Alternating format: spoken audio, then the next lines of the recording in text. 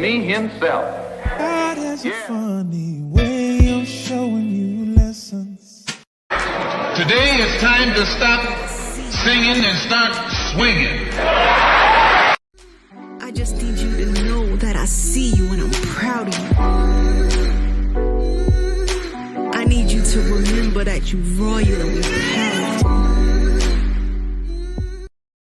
He took at least 9 that we know about. And I'm not speculating because he told this to me himself.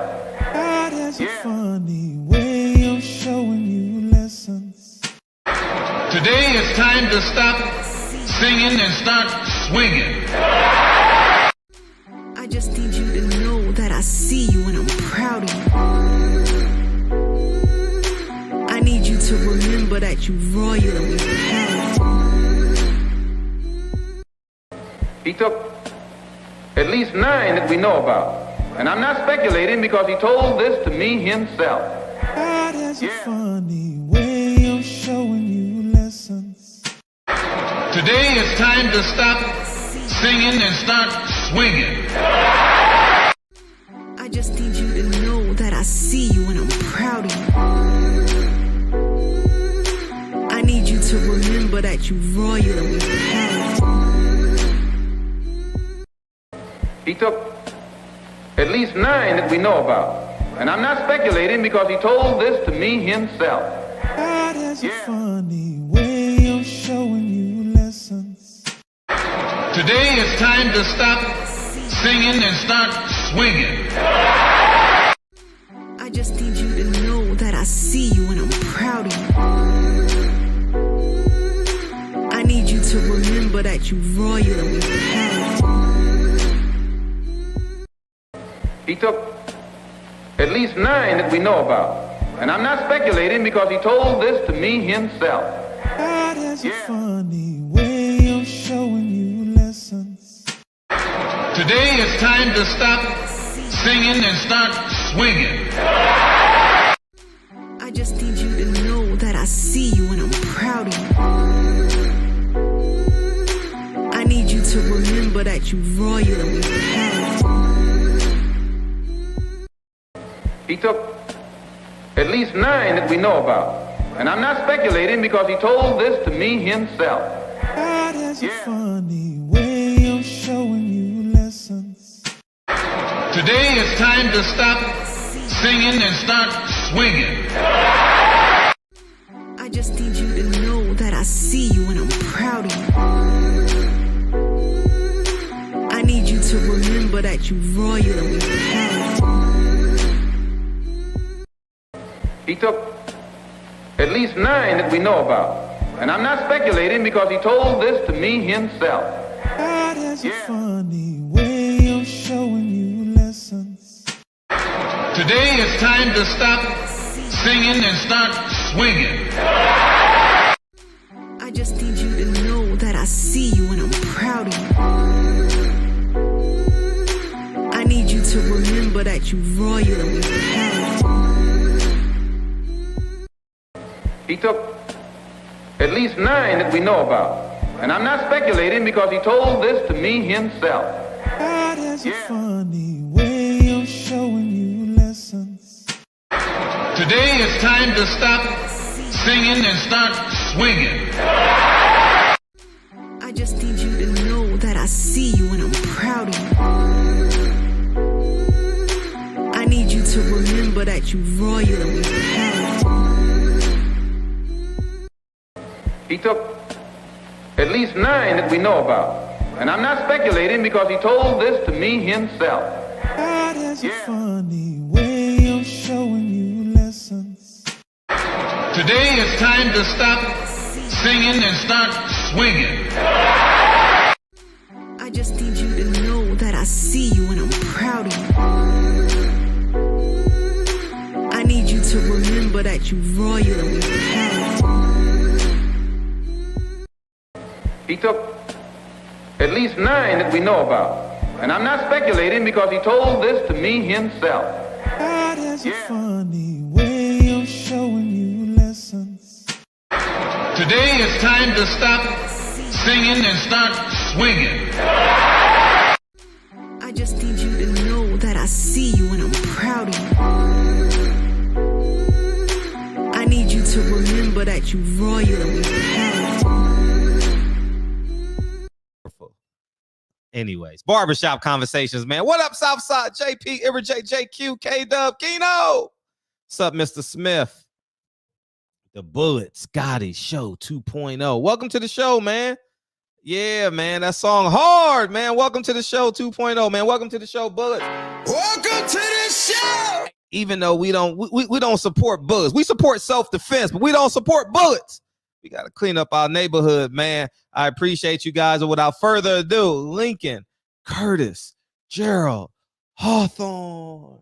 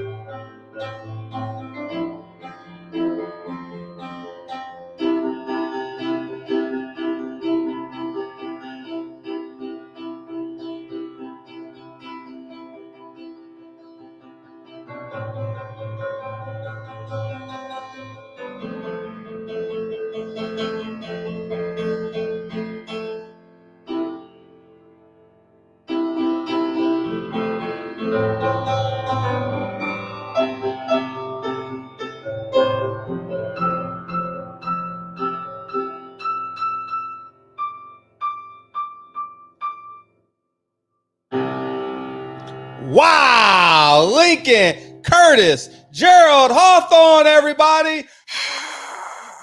Beautiful, beautiful, beautiful, man. Love you, big homie. Lincoln is amazing, dog. Ain't Lincoln amazing? Ain't Lincoln amazing? You want to play too? All right, without further ado, Kennedy, let me give her the proper introduction, man, because when they go back and watch these videos, when I'm old and decrepit, and they go back and watch themselves perform, coming next to the stage, Kennedy, Lenny, Jean, Hawthorne.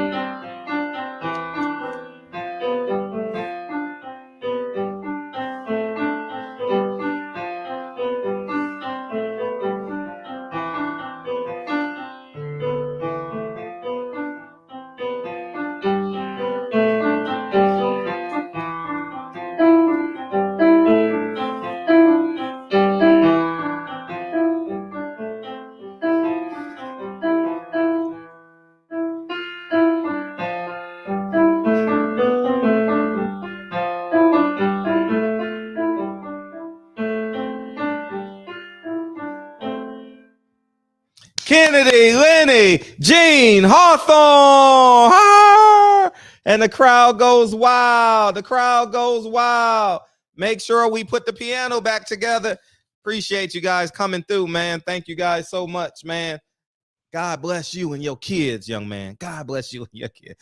Lincoln, put the piano back. Kennedy, watch what Lincoln does. Great job. I'm proud of you. You were amazing today, Kennedy. Yeah. You're getting Everybody's saying, yeah, everybody say you're doing great. You're doing great. You're doing great, man. Love y'all. All right, man. Let's jump into the show, man. Let's jump into the show, Mike. Thank you, dog. I appreciate you. Yeah, man. All right. Let's talk about this, Jermall. First of all, I'm only 7 minutes through that Oscar De La Hoya interview. I'm only 7 minutes through. And his tone and his tenor is like pretty interesting. You know what I'm saying? Hey, nothing gets in the way of money, y'all. I don't get nothing gets in the way of money. I got to finish watching it because they had just stopped. I stopped it right when they said Tito Trinidad. I'm not sure if that's 7 minutes or 10 minutes. So right when they started there, I had to come do the show. So alhamdulillah, you know what I mean? Alhamdulillah that I get the chance to yeah.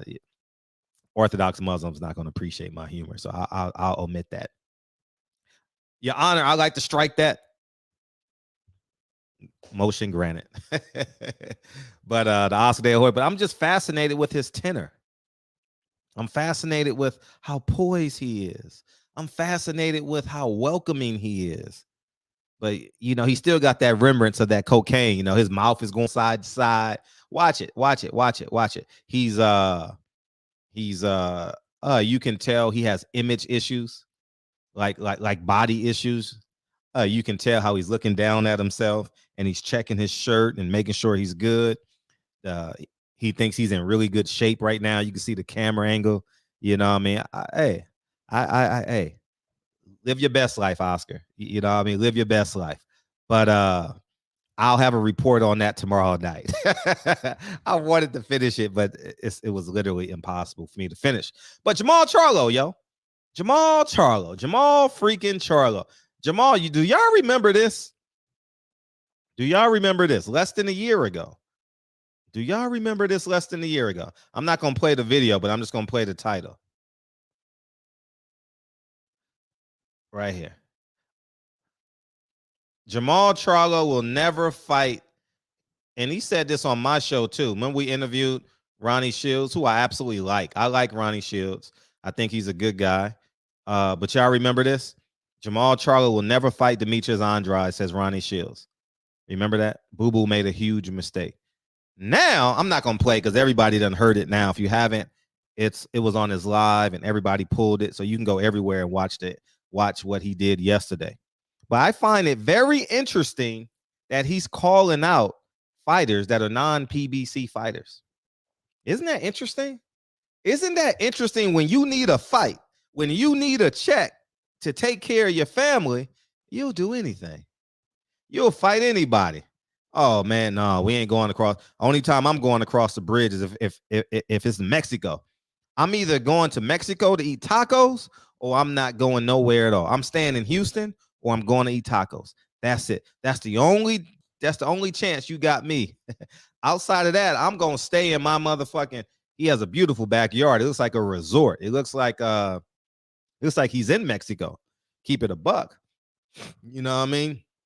Beautiful home, marble floors, all that. I wanted to put marble floors in my house, but I didn't have enough time because I only had 19 days.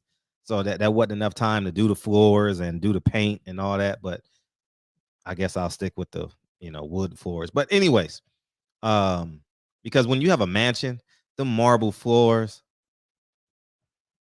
you know what I mean? The marble floors give you that motherfucking pop, you know what I mean? But it won't happen. So anyways,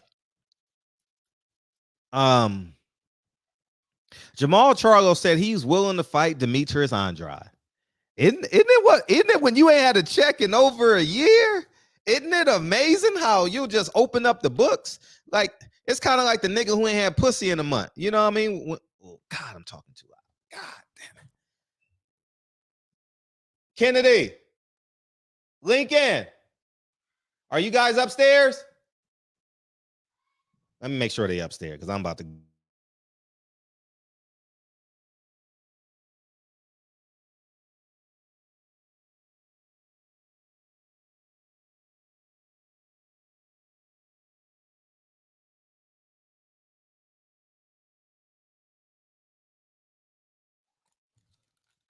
One second, guys. Lincoln's coming back downstairs because I want to talk freely. You can't cut the PlayStation off? Why not?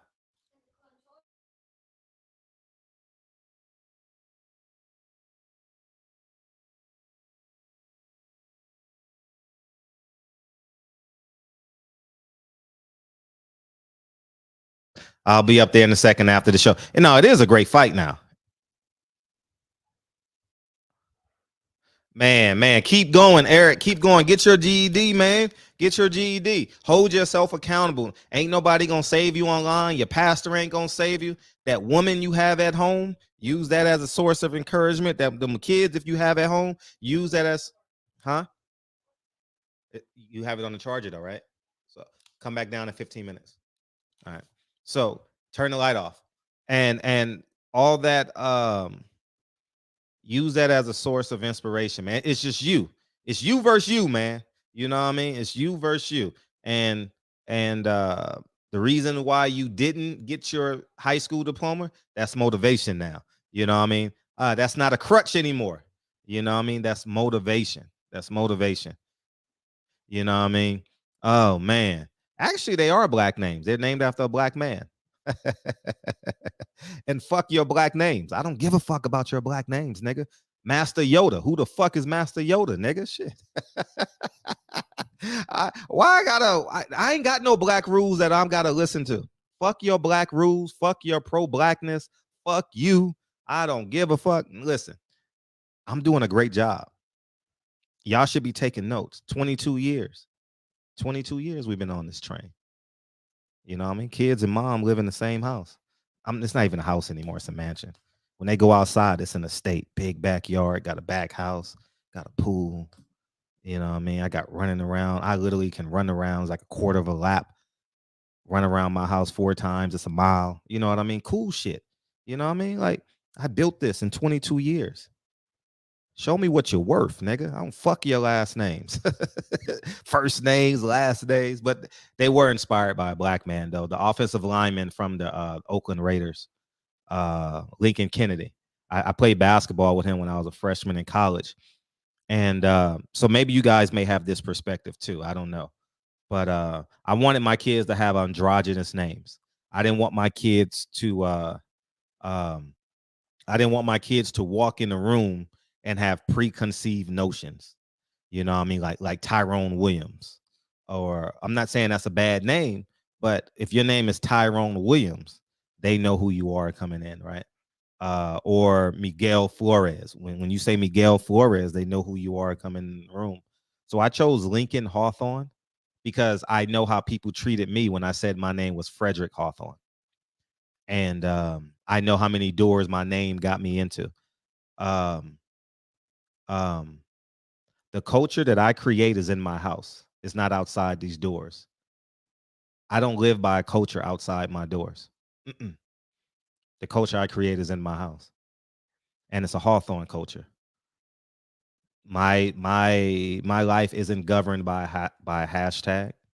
My house isn't governed by what you see on CNN. My house isn't governed by who is president, who is my senator. My house is governed by a woman and a man named Andrea and Frederick. That's it. And we created this. Rather successful. Dre saves little black boys and little black girls every day.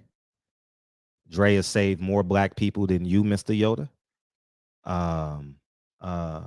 At the dinner table, we talk about black kids with cancer, child protective services protecting them from their parents, from assault, strangulation, drug overdose, kids born with AIDS, kids born with herpes. And I'm responsible for about 70 black people. Yeah, I house a lot of people. I create jobs in the community. Yeah, so that's how I celebrate my blackness. That's how I do it. I don't know how you do it. Symbolism, you want a name? You can take a name, nigga. You can have the name Tyrone. That's yours, nigga. Who says that's a black name, nigga? Who told you Tyrone was a black name, nigga? Who told you Williams was a last name, nigga? Last time I checked,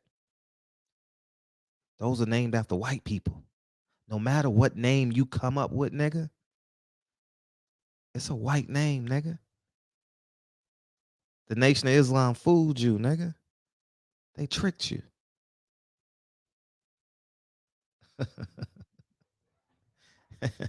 If your name ain't in Gingway and Toby and all those type of names, nah, nigga, you ain't got no black name. So Tyrone is a black name now. I think I better call Tyrone. Call him. See, my way works, so I can talk shit about my way.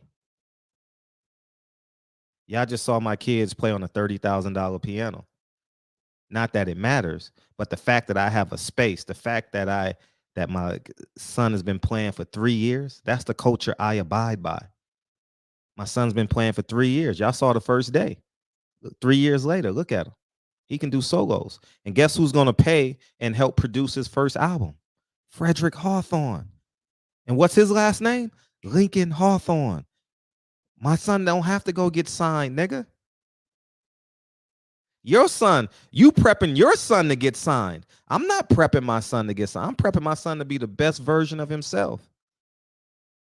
My son ain't got to go sit in the office and sit across from a man with absolute power with the landing strip. We ain't got to do that. Nah, we ain't got to do that shit. Nah.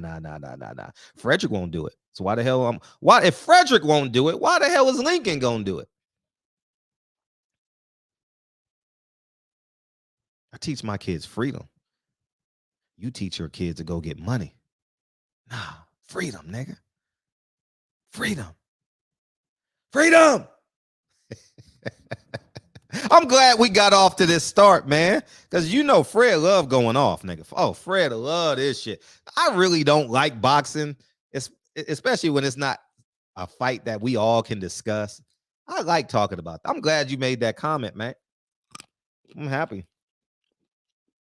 Because I don't want your blackness. I don't want your culture. I don't want none of that shit. I don't want none of that shit. Not at all. That shit don't pay my bills. Lincoln don't even know what weed is. We gonna get there though. Lincoln don't even know what a blood in the Crip is, to my knowledge. We gonna get there though. I pick my son and daughter up every day at 2:30. I probably could have been worth about $20 million by now. But you know what I did? Nah, I'm not going to do it. Not going to do it. I'm going to pick my son up at 2:30. I could have took $1 million job with ESPN. My Warner Brothers deal was 5 films. I don't know what the back end would have been. You know, I mean, they give you points and shit, and you stay under budget. You get this, and you know, what I mean, but I could have paid myself through the budget if you know how to play the game legally. You know, so man, I said no. I could have been working at it. I would have been famous by now. 7 years ago, I had a job offer with ESPN. 6 or 7. When 710 came to LA, when they hired Marcellus Wiley and Max and Kellerman, I could have been a producer on that show. Yeah. True story. I don't know what show they would have put me on, but that was the show out of LA that they ran, and the Michael Thompson show before that. One of them. But I want to pick my kids up at 2:30. I want to take them to school too. So however much money I make in between 8:30 and 2 o'clock is what I'm gonna make. So I'm glad we got off to that start, because I want to transit. We'll come back to Jermall Charlo. Fuck it. I want to talk about this shit because I cried when I saw this. I'm gonna tell you why I cried. Because this is my old neighborhood. 125th and Lexington Avenue is my old neighborhood. I lived in this neighborhood. My grandparents lived in this neighborhood till 1995. My My mom's sister took over the co-op on 147th and Lenox. This is 125th and Lexington Avenue, which is around the corner from the Teresa Hotel, where Malcolm X met Castro from Cuba, where Muhammad Ali used to go running, and the whole neighborhood of Harlem used to follow him down 125th Street. You know what I mean? You know what I mean? Dana, I appreciate you, Dana. Somebody gonna hit that shit tonight. 1 billion. I want someone to be rich, man. Hopefully 5 people hit it. Because what's the difference, man? You get what I'm saying? Like, y'all could take 200 million a piece. Hey, listen, there's not much difference between 200 million and a billion. It's really not. You get what I'm saying? You're worth a billion. Your appraisal, if you have 200 million, your appraisal is 10 times what you're worth. So you're already worth 2 billion. You have 200 million cash, you're worth 2 billion. You get what I'm saying? No debt. Your debt is inconsequential to 200 million. What you owe, $50,000? So hopefully somebody hit it tonight. I saw it over 1 billion. So they probably made about 5 billion. You know what I'm saying? But I want to play this clip, man. This clip really, really touched me, man. It really, really got to me for so many fucking different reasons. And I just did a video on it, but this is my old neighborhood, man. And for those of you who don't know, streets 125th Street to 147th Street in any other city in America, that's far. But in New York, the streets are about 75 feet, 100 feet. You get what I'm saying? The street blocks are so short. So you can walk to 125th in Lexington because you walk to 125th Street to catch the express train, because you got the local train that stops at 135th Street, stops at 142nd, then stops at 145th. So you walk to 125th Street so you can catch the express train. The express train, it stops at 125th Street, then 96th Street, then 72nd Street. I remember all these stops when I was a kid, man. All these stops. And so that's what you did.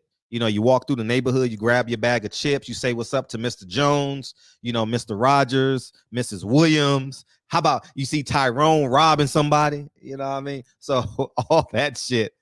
But anyways, man, I want to play this for us, man. And this really touched my spirit because I caught the train here as a kid, man. I literally caught the train. I caught the 4, 5, and the 6 train. Are arrested after police say video shows them beating NYPD officers in a subway station over the weekend. As CBS 2's Ali Bauman reports from Harlem, transit officials say it's part of a troubling trend. Cell phone video shows the fight between 2 NYPD officers and 2 16-year-olds. We're blurring the teens' faces because they're minors. At one point, the boy punches the officer, then wrestles him to the ground and puts him in a chokehold. Eventually, with the help of an MTA worker, the cops are able to put the 2 teens in handcuffs. It happened around 6 p.m. Saturday at the 125th Street and Lexington Avenue subway station. And that's the my video neighborhood, was y'all. released by the Staten Island Borough president. Police say this started when officers saw the 2 teenagers jumping the turnstile and told them to leave the station. But the teenage boy began arguing with the officers, so they tried to put him into custody, and that's where the video picks up. That's my neighborhood, man. That's fucking my neighborhood. Who's doing what we asked of the NYPD, which is to try to deter and cut down on fare evasion. MTA Chairman Jana Lieber says All right, he's they're asked going the into the NYPD to conversation. crack down. But why is this important? Yo, Fred, that's Shaz GZ, a drill rapper. He was, oh, thanks for telling me, dog. Another fucking drill rapper. I'm gonna tell you something about this. The man was sick, the kid was 16. I don't know who Shaz G. I appreciate you telling me. I'll Google him after this monologue I'm about to do. The 16-year-old kid hopped on the train.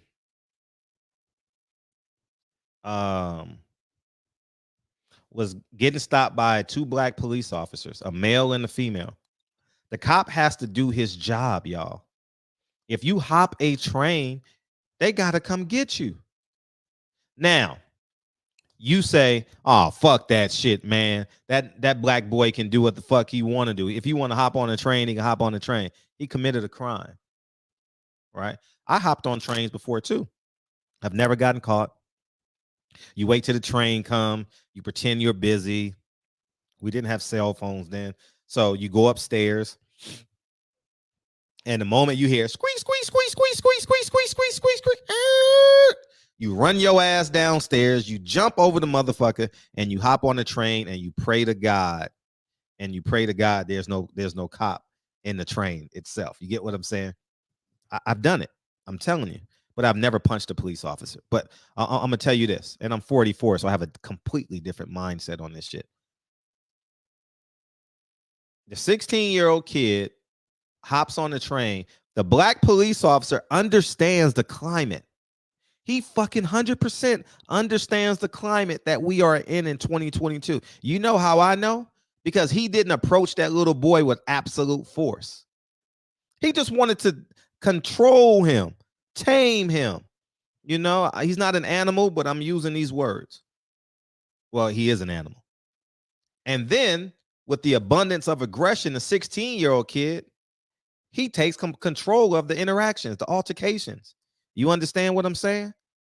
So now the police officer gets beat up, the black police officer who wanted to save this little black boy life, quite possibly just give him a ticket. As a matter of fact, cops don't really want to write tickets for that shit. They don't want to do that shit. You know what I mean? They just want you to pay. Go over there and go pay. You understand what I'm saying? And when you're that cop, you work that area every day. So people know you every day. Okay, come back in 20 minutes. Okay. So the point I want to make is that black cop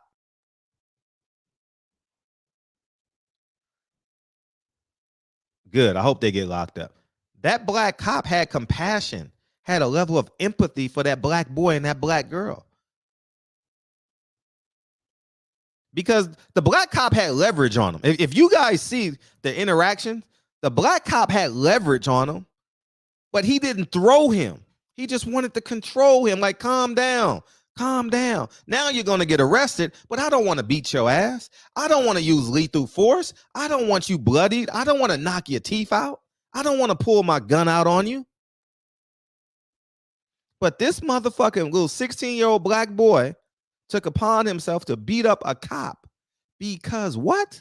A $5 whatever it costs to get on the metro. And then when you look at it from 50,000 feet, the woke mob, if that black cop had shot that black boy, guess what would have happened? They'd be protesting right now. Fucking protesting right now. How about the black cops that protected my grandmother that walked down Lenox Avenue every day? I used to walk down Lenox Avenue, 125th Street, going to all these grocery stores, all these liquors. My grandma drank. Well, I had to go to the liquor store with her. She went to we went to Pathmart on 140th Street, about 142nd in Lenox. We would go there. And then we would go to get the hot dogs and the meat from another store. And then we would go get the liquor. And we would just walk all up and down Harlem, all up and down Lenox Avenue. That black cop is a good cop. That female black cop is a good cop. They took the embarrassment. They know when they go back to the precinct, and you know what precinct they're a part of? Holy shit. You know what police department they're a part of? Remember that scene if they're on 125th in Lexington? Remember when Malcolm X did this in the movie? And the white man said no one man should have all that power. Remember that? That's the police station that they're from. Because that police station is on 8th Ave. 8th Ave and like 116th or 122nd. Somewhere in there. Correct me if I'm wrong. I'm going to Google that shit when somebody call in. But if you on 125th and Lenox Avenue, that's the police station. Remember when they bloodied, and this is a true story, when Malcolm galvanized the whole community of Harlem, and he stood outside until his partner from the Nation of Islam got some medical attention. I'm going to Google it when someone beams in so y'all can see it. And they relocated that police station since then. But I actually have pictures of it in my phone. I should have. If I do, I'll email it to you. I mean, I'll email it to myself and oh no, it's on my videos. I'll play it for you guys because I actually have it when I went last summer. I just had ice cream, and you know how the temperatures in your mouth and that's a problem when you're getting older. The older you get, the more sensitive your mouth get to temperatures and shit, But anyways, the point I want to make is that nigga and that nigga bitch, that 16-year-old little girl need to be locked up. And they need to do a year or 2 years because guess what? If they get away with beating up a cop, they ain't got no respect for my grandma. My grandma's deceased, but they ain't got no respect for her. They ain't got no respect for your grandma. They ain't got no respect for your grandfather. They ain't got no respect for that disabled in the 80s. It was one of those cops that would be more lenient. Yeah. Man, they actually enjoy that shit. You understand?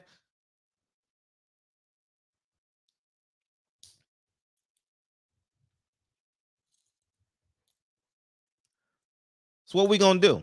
We gonna have compassion for the devils in our community? They need to go to jail. They need to go to YA. They need to go spend 9 months in YA. They need to spend a summer in jail. It's 110 degrees because the iron makes it even more hot. No air condition.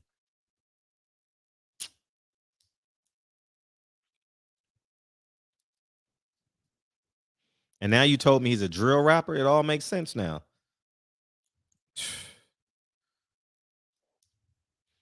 Will we march for the police officer? That's what my question is. Are we going to march for that police officer that got beat up because he didn't want to kill him? He had every right to kill that 16-year-old boy. The moment he got thrown to the ground into the headlock, he could have maced him. He could have shot him. I mean, it's an easy solution. The easiest solution was shoot that black boy in the abdomen. Easy. I'm telling you. But he didn't. He had compassion for that little boy.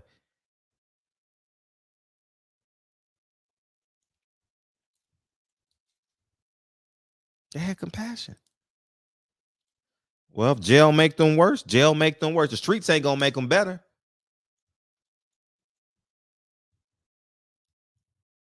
I care more about the good kids in the community than I do about the motherfuckers that's tearing the shit up. I do. I never spent 4 hours trying to convince a bad kid to be good. I punished them. And if that shit didn't work, I sent them home for 2 days. If that didn't work, I sent them home for a week. Let his grandma deal with him. Because, they all had grandmas and shit. Grandma 80 years old and tired. Until they wake up. And then a probation officer come get them.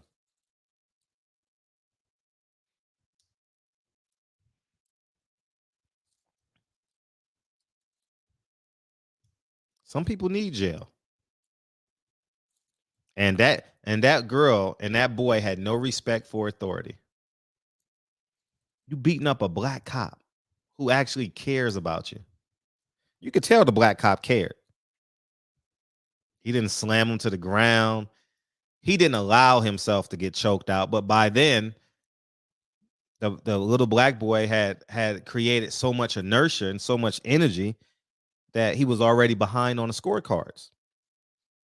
But he could have shot him, though. 100%. If you watch the video, the cop could have shot him. But he didn't.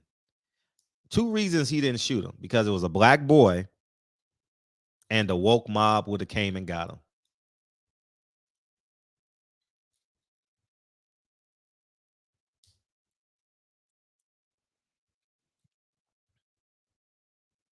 But we got to understand, what we choose death? No, they chose death. You put yourself in a compromised position, that's your choice.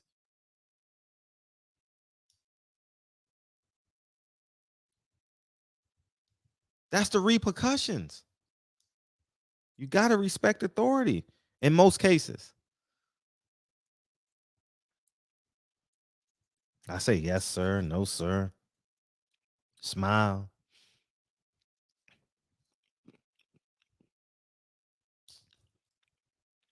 I look at people's name tags, call them by their name.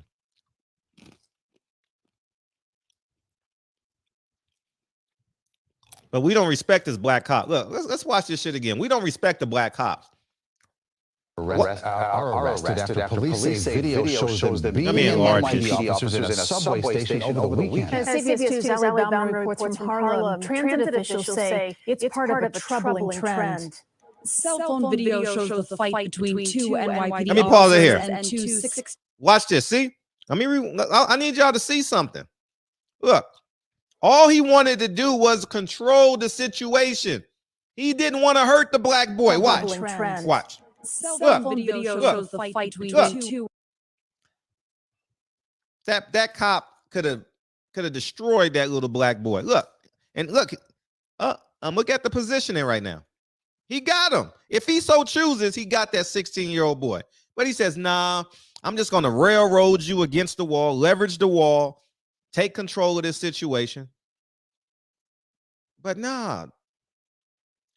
Two NYPD officers and two 16-year-olds were blurring. And by then it's too late now. Minors. At one point, the boy punches the officer, then wrestles him to the ground and puts him in a chokehold. He could have shot him right here. He could have shot him. MTA worker. The cops are able. Eventually, with the. I need y'all to see this picture right here. He could have shot him right here. The man could have shot him right here. The cop could have shot him with a taser, with a gun, anything. He didn't. This black cop is a hero, man. This black cop is a hero. Look at this position right here. 80% of people are right-handed, right? So I'm going to make the assumption that he's right-handed. He could have killed this boy right here. He chose not to.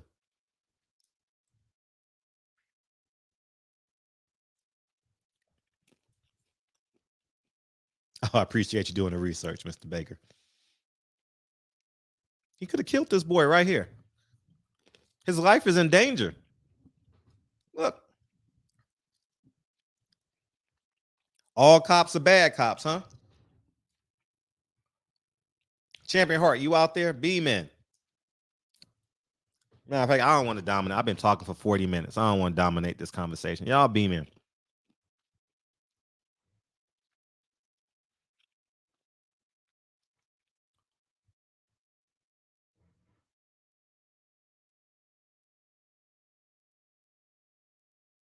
This black cop is a hero, man.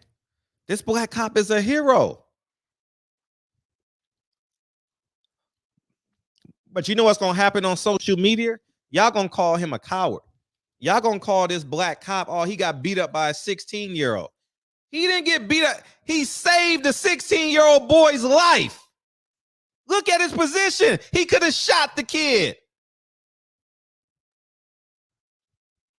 I'm going to leave this up because this is going to wake somebody up tonight. What's up, man? What's going on, Fred? You hear me? Very well. Go ahead.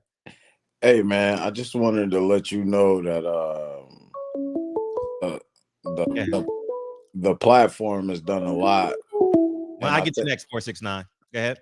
I was saying that the platform's done a lot, and I felt like you said you were a teacher and you were teaching challenged children, right? Mm-hmm. Yeah. Yeah. So I totally understand the methodology that you're using when it comes to your platform, and I just wanted to let you know I picked up something that you put down, and me being younger than you, I've had my moments where I was like, damn, Fred, what the fuck? But the minute that I was able to pick something up that you sat down, I realized, like, nah, Fred, keep your foot on their neck. Mm-hmm. Keep your foot on their neck, you know. And the biggest thing that I take away from this platform when dealing with older gentlemen, because I'm a younger guy, younger than you, that don't have a lot of active older gentlemen in my life. So the one thing that I take away from you is poise. When you talk about what it is to be a man, and the biggest takeaway I take from you is poise. Oh, thank you. And that's something that's ground that's it's earth shattering for me to take that away from you, because I haven't really seen many examples of that. And inside my own house, where I'm married with 3 children, the barbershop is a contributing factor to me being a better father and a Oh, that's husband. love. So Love. I had to let you know that. I had to let you know that, because I have stirred up some shit As you on should. this platform. Mhm. But I feel like the one thing that I weaponize against certain individuals that get on this platform is their age. Mhm. And I felt like it was only right for me to tap back in and let somebody older than me know when they are being a good example, when I've taken away something from an OG, you know what I'm saying? Not an original gangster, but an older gentleman. You Mhm. understand what I'm saying? Mhm. Now, my other thing that I wanted to let you know is I do appreciate how you kept. Fred, let me tell you something real quick. So, Frederick Hawthorne lets everybody know about the work that he's put in boxing. He'll let you know that when those emails went out through Golden Boy, he went and sought out Oscar De La Hoya to right those wrongs, or the conversations with Anthony Joshua's trainer. But the crazy thing, Fred, is inside my algorithm, I come across videos and I hear your voice on the background. Mhm. You're not in the title. You're not a part of the promotion, but I hear you questioning these individuals. So it only furtherly Substantiates. substantiates. Appreciate that. Mhm. It only further substantiates everything that you say, because I hear you and your name is nowhere near in the advertisement of this video in my algorithm. Mhm. So I also wanted to let you know that as well, and maybe and the followers as well. Like, I don't know if y'all are in this boxing algorithm like I am, but Frederick Hawthorne, you'll hear him. You know what I'm saying? If you're around, you'll hear him. And a part of that algorithm, Fred, I found it interesting that you had a gentleman on your platform yesterday, and he was talking about how damn, what's that name? Terrence Crawford might have got that extra money from MTK, right? Yeah. But he also talked about, he talked about the MTK, but the brother Nate, Mhm. right before that, talked about how Terrence Crawford is having issues. The brother Nate was having issues buying Terrence Crawford's merch. Do you remember this? He Well, said, yeah, Terrence Crawford don't have he has a store, but I don't know how you get it. I know he has a store in Omaha. okay. Well, the brother Nate was saying, and I know he's in here. Nate, what up? Maybe you'll further, but I really wanted to highlight the fact that in this algorithm that Fred, that you find yourself in with being black and talking about boxing, Mhm. I don't see you piggybacking off anybody else. Mm-mm. In which I know that you know about what's going on with Daniel Canahan and all those shenanigans. Mhm. But I haven't heard you say one word about it. And I'm always in here. So Fred, because I haven't heard you say one word about it, it only leads me to believe that you see your other brothers making their money off of that content. Well, they can make content, but you know what I wanted to do? I'm listening. I want to ask the primary sources first. So I want to ask Bob, anybody else who has a deal with Canahan and all them guys. I wanted to ask them, you know, as it pertains to his money, because it's pure speculation. If he was a drug dealer, I know he washed money. My family made a lot of money in the drug game. I got to pull up my cousin's record. Now, I'm not proud of it, but I want you to know the people I grew up around, you know, and I didn't go that route. And I want to encourage that little boy, that little girl, that it's okay to be corny. It's okay to be cool. I spent every weekend with these niggas. Every weekend with these niggas. Not one weekend did I not spend on Boston Road or in Harlem. Every weekend I was either the place or I was at my mom or at my sister's side of the family. Every weekend I was there. You know, but I'm gonna show you my cousin's record. I'm gonna put it in the chat. Y'all can read it. It's too much to read on the show, but I want y'all to see that. So I know they washing the money, but I want to get their perspective on the record. Yeah. You understand? And then I'll be able to navigate. Like Jermall Charlo today. He said 6 months ago, I'm never fighting Demetrius Andrade, right? Right. Then today he says, or this week he says, I'll fight Demetrius Andrade. You know what that means? Oh, I know exactly what that means. He needs some money. The nigga needs some money. Yeah. That's exactly what it means. Yes. Isn't Andrade dealing with Eddie Hearn though? Ain't that his fighter? I think he released him. Really? Mm-hmm.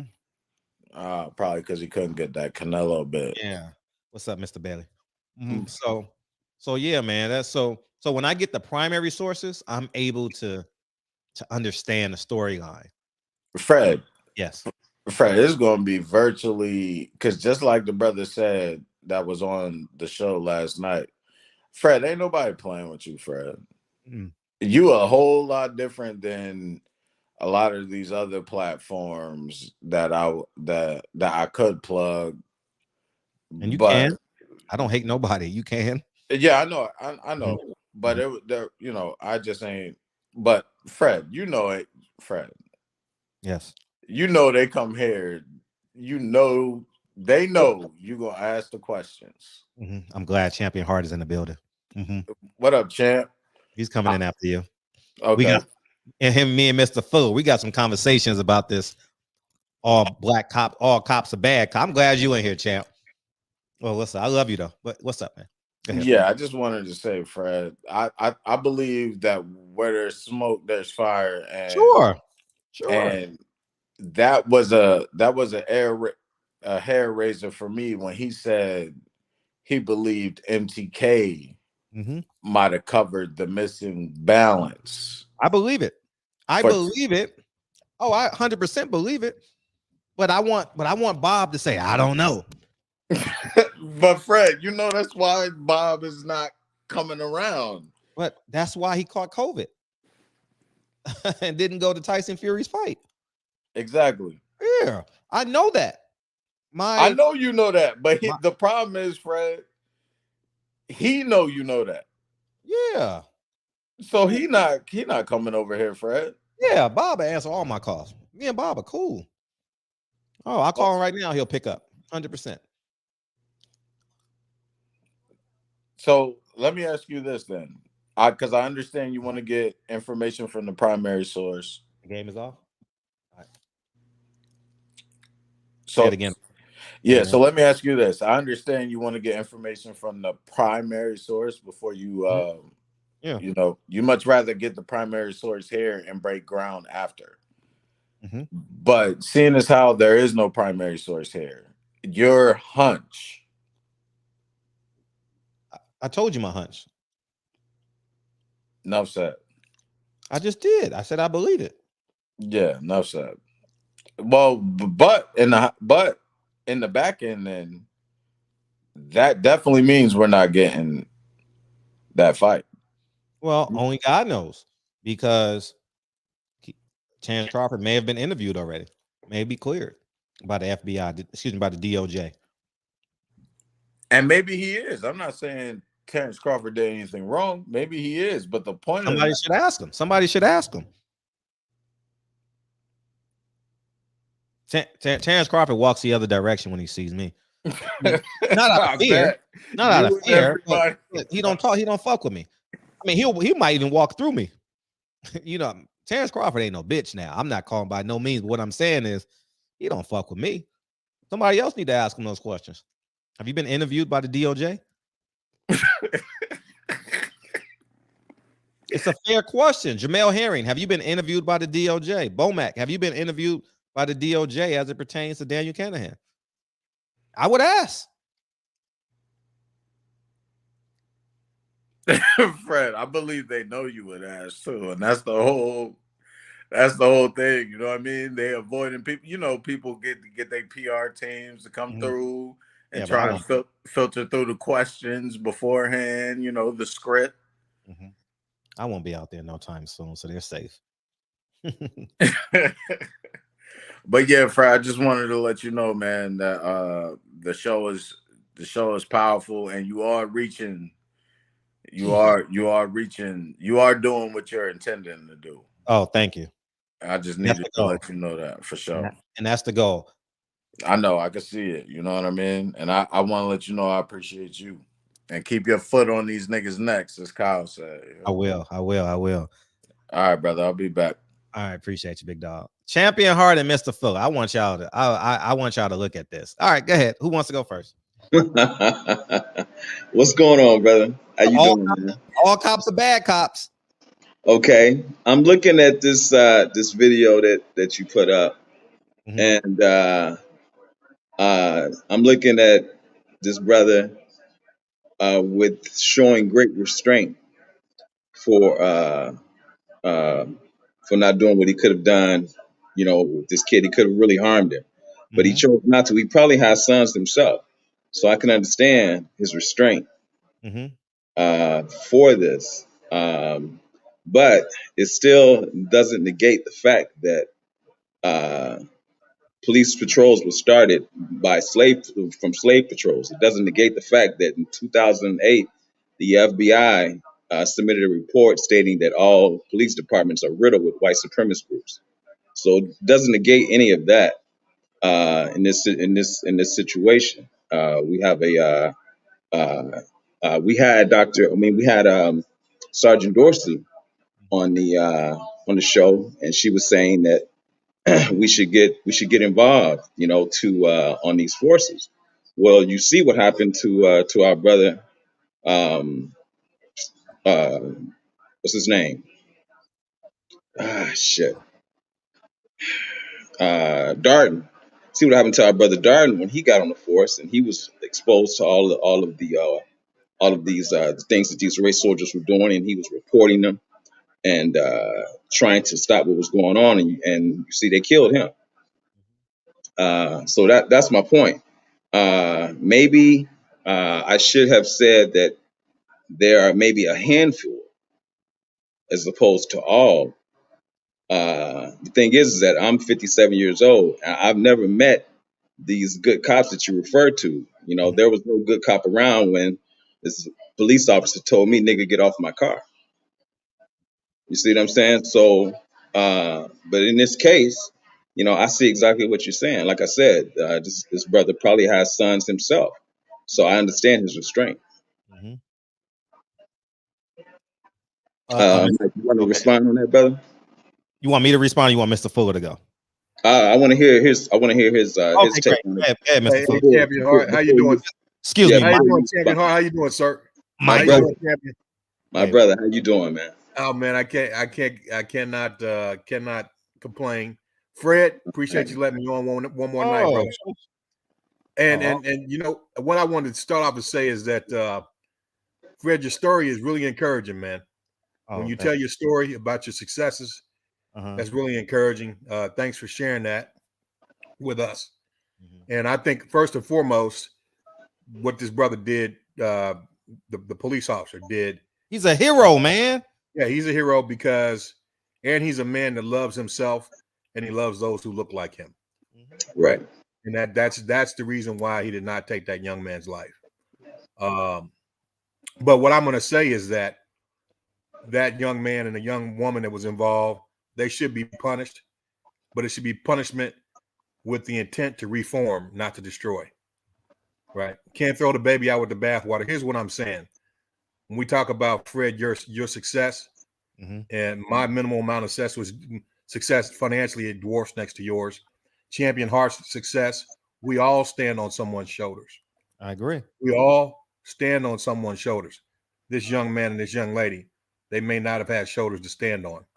And based on some of their actions and the way they're carrying themselves, I would bet more likely than not that they did not have shoulders to stand on.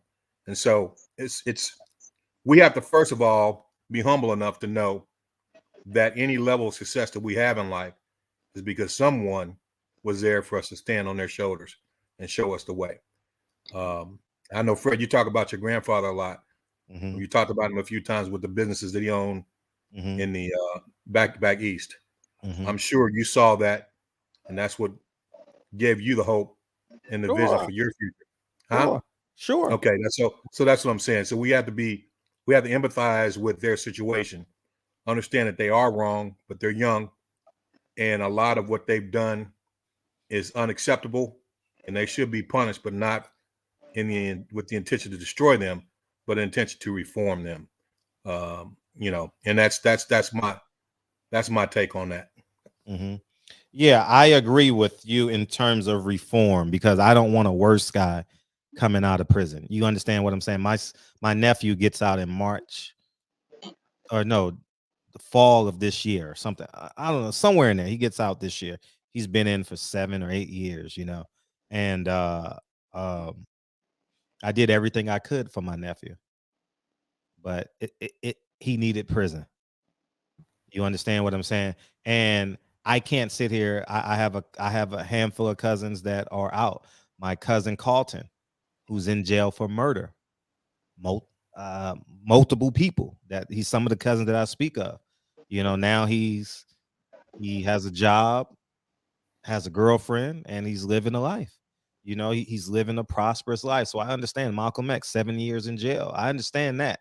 I'm all in on that. There has to be a punishment for this shit, though. And because if not, if you beat up a police officer, you're gonna beat up my grandma. Right. Because grandma can't fight back. And this is 1% of the police force right here. 99% of the other police officers would have shot this kid. Yeah, he got lucky. He got very lucky. Lucky. Yeah. And then part 2 to that, this police officer patrols this neighborhood, so he knows the environment he's around. So now you know why it's important for your black ass to get out of the comment section and become a police officer. Because I'm willing to bet if this was a white cop, and I agree with the white cop, if you choke a fucking cop, you deserve to get shot. You should never put your hands on a cop, especially when he's not in position to destroy you. I mean, I believe in self-defense, but even in self-defense, you know what you're up against. So your job is just to go home, sign your ticket, get on your fucking train, and go home. Because you can't win. Oh, the cops called me a nigga. Prove it. Oh, the cop punched me. Prove it. You can't prove it. Right. So put yourself in the best position possible. Yes, ma'am. No, ma'am. Yes, sir. No, sir. And take your black ass home. So everybody in the comment section that's complaining, I need you to go be a firefighter. I need you to go be a nurse, a doctor, a police officer, whatever it is, a politician. Because if this was a white cop, I wouldn't be mad if he shot this nigga. This is a nigga right here. This is a 16-year-old nigga. I would say the same thing about Malcolm Little. He's a nigga. You understand? And And when you reform, you can become some of these heroes today that has literally, the man who sold me this house was a drug addict. I gave this man a handful of millions of dollars for this home. He said he's gonna come on the show at some point. I don't know when. But the point I want to make is I believe in reform, but these motherfuckers got to be punished. Because I walk down Lenox Avenue every fucking weekend with my grandmother. Boo was her name. We called her Boo. Every weekend. This is my neighborhood. I'm not saying nothing I don't know. I know exactly where this train station is at. Sometimes I go through this train station to cross the fucking street because 125th Street is a big street. I know exactly where this is at. I know exactly where those 2 police officers are. And this is why I get on this platform and say, yes, we can love a brother, but there has to be a punishment, and we got to serve the people that are doing great. We need to honor this police officer, man, because you know what the internet's gonna do to this man? They're gonna compromise him. Oh, you a piece of shit. You got beat up by a 16-year-old. He saved. Look at the position he's in. We've seen this in movies all the time. Who got shot? The gun goes off. The movie goes black. Who got shot? We don't know who got shot. Then we wake up, because in the movies, we always want the villain to get away, right? We always want the villain. I don't know why we're trained this way. We always want the villain to get away in movies. Oh, the villain got shot. Oh, I don't watch Heat 10 million times, and you want that nigga to get away, right? With the cops and all that shit, but they don't. You know, you watch Scarface, get away, the shootout, but he dies, you know? So, but this man saved this little black boy's life. He's going to go do 2 years in jail, maybe 3. He hit a police officer, and he's going to come out, and now we got to see what happened. See, that's the thing. My brother Michael just said reform. Understand, man, that the injustice system is not about reform because there's no money in that. You know what I'm saying? It's a business. You know, they need you to repeat and to reoffend. If they reform you, then you know they lose money. So you know we always say, "Oh, the system is broken." It's not. It's working. It's working just the way they designed it. You know, the thing with him, like my brother Mike said, is he needs a mentor. You know, he like he said, he never had that person to stand on. You can clearly tell from his actions the fact that he would attack this officer, that you know he doesn't have that in his life. And if it doesn't happen, which I doubt it will happen while he's incarcerated, then he's going to be another statistic. Mm-hmm. Yeah, I agree. The point that I'm trying to make is that. That's your second, Troy. Go ahead. You know, we can be like super prideful about where we are in life, and you know, but it's God's grace, man, that we were born in the families that we were born in and had the example. It's God's grace that I was born with my father around, right? It's God's grace that I wasn't born in a family that didn't have any structure or didn't have parents that were responsible. Maybe, you know, parents that were on crack cocaine or strung out on drugs. Because I guarantee you, 99% of us, if we were born in that environment, we would end up in the same conditions. So the point is at some point, we have to understand that there's a baseline humanity that everyone is born with. And whether we become a thief, a murderer, a racist, full of hatred, that's something that happens to us along the way, right? We don't come to this world like that. And so we have to understand that and have empathy. Understand that this is a young kid. He's 16 years old. He's a criminal now because what he did was against the law. It was criminal. It was inhumane. And he should be punished for that, to reform him. But the bottom line is that the only reason we're not in those situations is because we made the right choices, but we made those right choices because we had shoulders to stand on. We had shoulders to stand on, you know, so we can't ever lose that empathy. We can't. That's go ahead, Fred. Yeah. I'm sorry. Go ahead. Go ahead, Troy.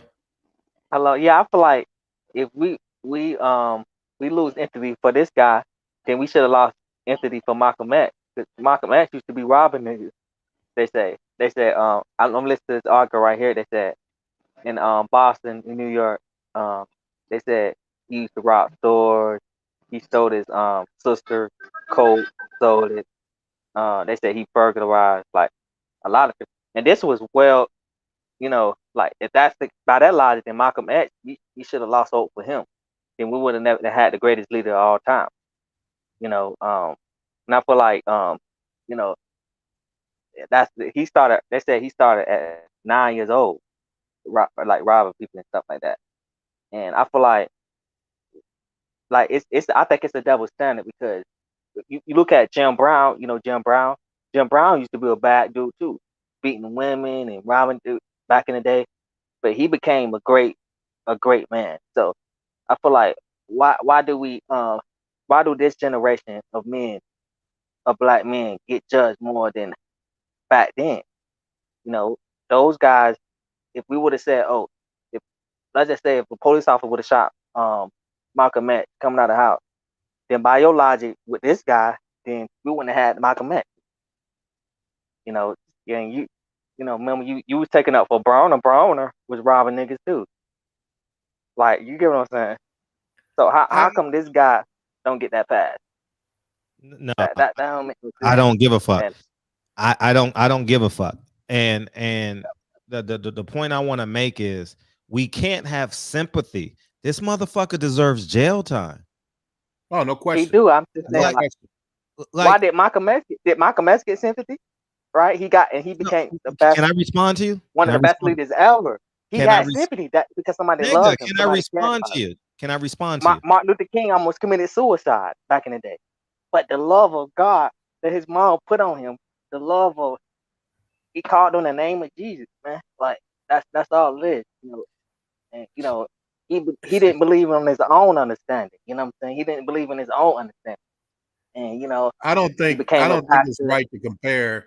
I don't think it's right to compare Malcolm X to these thugs nowadays.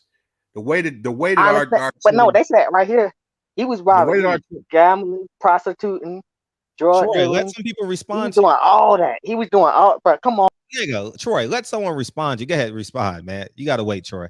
Go ahead. I was just going to say that it's unfair to compare Malcolm X to the youth that are being raised today. Just complete disrespectful authority. Just really, I hate to say it, but borderline monsters. And I agree with you, Fred. I mean, they need punishment. They need to be punished, but that punishment should be around reformation. And I agree with Champion Hart. I believe with Champion Hart that the criminal justice system or the criminal injustice system does not reform. And it doesn't reform for those same reasons he mentioned, because it's about profit. I mean, prisons are being traded on Wall Street, right? So I mean, it's not about reformation. It's about profit. So I would just say that no, it's not a comparison. What Malcolm X went through, the environment that he grew up in, and the things that he got involved in, that's nothing. There's no comparison between what we saw here. There's no comparison. Yeah, I'll let him respond. Go ahead, Troy. You can respond. It was real bad back then. It was real bad back in the day. Look up Washington, D.C. in the 90s. 91, they had over 400 something murders. It's not even close. They said statistically today it's the least amount of crime ever. It's just on social media. They said back in the day was more crime than actual now. Go look it up statistically. Look at New York back in the day. Look at Washington, D.C. It was way better than what it was now. The 80s, 90s, and all that, the crack epidemic, it was worse back in the day. Shit, I feel like because everything is on social media now. I said, I feel like look at how Michael Jordan and all them other guys was doing back in the day. Magic Johnson, he got AIDS. Imagine if we judged LeBron James, Kobe Bryant, and what's his name, Kevin Durant. But those guys never even been in trouble with the police and that. You know, I feel like so much stuff is on social media nowadays. It just blinds you from the fact. You know, like Washington D.C. There was well over 400 murders back in the day. You know. All right, let someone respond to you, Troy. Troy, let someone that's respond. Crazy, bro. Mr. Henderson, go ahead. Yeah, yeah. So what I would like to say is, in this circumstance right here, in the event that I was privy to this circumstance, I'd have grabbed the 16-year-old, you know, and probably slammed him on his head, you know, because a lot of the circumstances that social media perpetrates, you don't see officers exercising this amount of restraint, and whether you're pro-black, they did at the Capitol. They did with right, the Kentucky guy.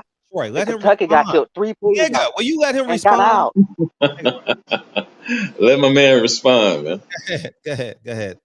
Yeah, so basically what I'm saying is, if I would have been there on 125th Street, I'd have slammed the young boy on his head, just for the simple fact of this is a different situation, you know. And if it was you know, if it would have been anything, you know, there's no wiggle room here. As you can see, I mean, he's trying to get back up. You know, he's bracing himself. He's holding himself up with his arm when he knows damn well there's a firearm on his waist. There's a taser on his waist, and in a lot of these circumstances, whatever separates this officer right here from the other ones who've been publicized is the restraint. And I think instead of chastising the young guy who's got it, I mean, he should be chastised too, but we should raise that officer up, you know, let him know we appreciate, you know, his level of restraint. And you know, the black community got to take advantage of that. I don't know, is this a vest camera, or is the black female officer? I think this is someone recording it, because the other police officer is being harassed by the 16-year-old girl. So I think this is someone. Yeah, it looks like it was someone recording. Yeah, recording it. Yeah, I'd have dropped him on his head, you know. And honestly, we really should you know, reach out to this officer and let him know what he did was right, because in the event that you know, I don't know if he's willing to exercise the same amount of restraint the next time. You know what I'm saying? Because it is his life he playing with at the end of the day. So, but I do feel what Champion Hart and Mr. Michael Fuller are saying about the history and the origin of police officers. But at the same time, this is an incredible amount of restraint here. And Fred, I believe you too. Like, if you just fighting a police officer, I mean, you ain't gonna exercise no restraint with my grandmother neither. Right. Yeah, we got more people wanting to come in. Mr. Brown, what's up? Go ahead. Hey, what's going on, Fred? Hey, what's It's up? Jerome. Nothing much, man. Hey, now if you play that whole video, because I think it's sort of unfair to only show the part that you want to show. But if you play the whole video, it tells you, the witnesses say the cop actually assaulted him first. Okay, find the clip. And that's why it broke out in a fight, not because he was the aggressor. The cop assaulted him. And the reason why that the cop didn't shoot is because when it all plays out, and if that cop would have shot that boy and killed him, he would have went to jail for murder. And see, I think it's sort of unfair for you to say that this guy, you know, just initiated this. Send me the clip. It's the clip that you got. I just hold on. It's I played the whole clip from the beginning. Hold on. Where did I get it from? I got it from police say video. I'll send it to you. I'll send you the clip. Send it to me. I don't mind playing the whole clip. Yeah, I'll send it to you. And still, I don't. And and point well received because I don't have it. DM it to me and I can just pull it right in. Okay. And another thing, yes, go ahead. the young lady, the girl that was with him, if you look at the video, even the one that you're showing, she's not swinging at the cop. She's actually trying to pull him off. So she's not fighting. She's not. So I think that's sort of unfair, to call her a young black bitch when she wasn't even initiating the fight. That's not right, man. She's supposed to. Are you telling me? Are you telling Play me the video, Fred? No, wait. Let me ask you a question first. Are you advising your daughter to intervene in police business? Am I advising my daughter? Yes, that's all she's doing. She's. Can I answer? Reports from Harlem. Yeah. Oh, absolutely. Sorry. Yes, please. Okay. Now, if what the witnesses say is true, because we don't know, we wasn't there. Okay. If what the witnesses said was true, that the cop assaulted him first, they get into a tussle, but she's trying to keep him from getting harmed.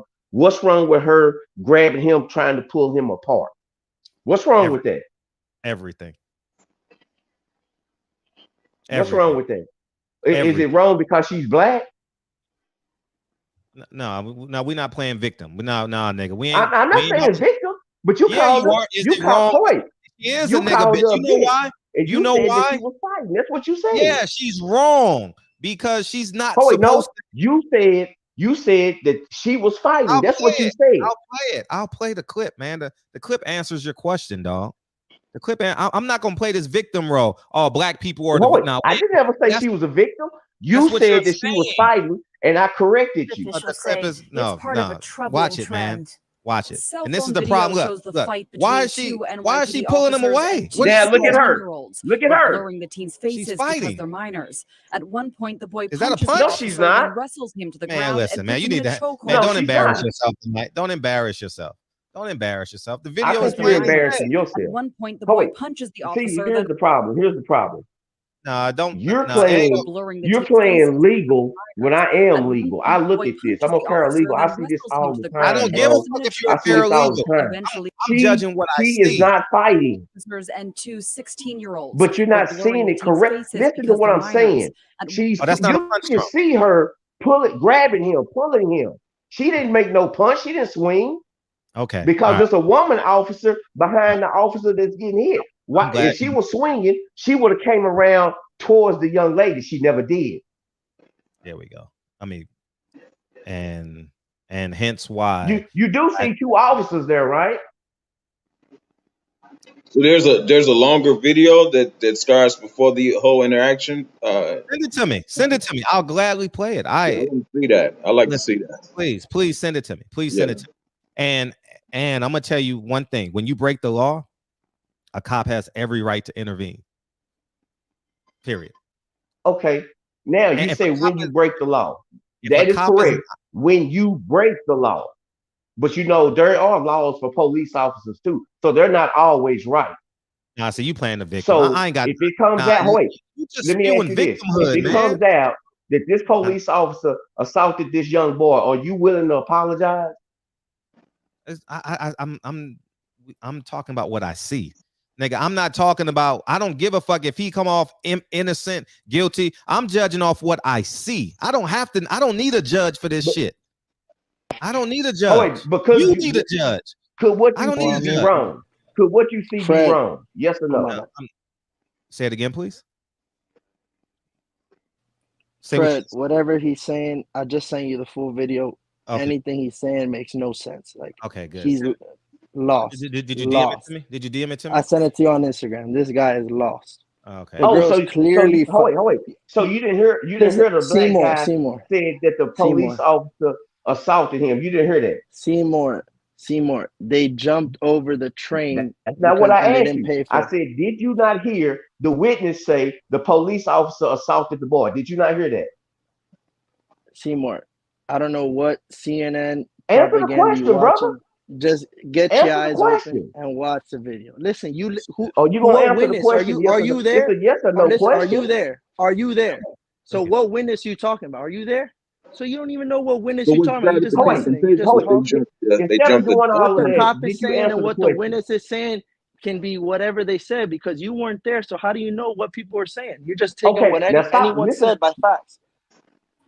Again, listen just to your play the logic. video. You Play, said whatever play the the witnesses say video. could be This anything. guy's blind. So you mean to tell me the police can't lie? Play the video. The guy's blind. Shut up, bro. Blinder in the back. Blinder in the back. You're blinder in the back, bro.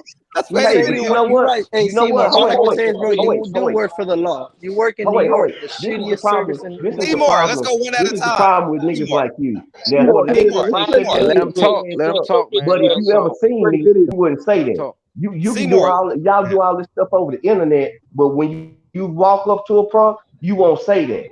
So They I always play discount the you. tough guy So when you a they always child. You lose got the a child argument. mind. Whatever you So I say, discount Seymour, you. just get You your got eyes a open child and mind. watch the video. Hey, you know Hey, y'all don't can't be leave heard. when the video plays. Don't leave when the video plays. Yo, we can't talk at I the ain't gonna same leave. I'm time, right man. here. It's a Let live them show. talk, man.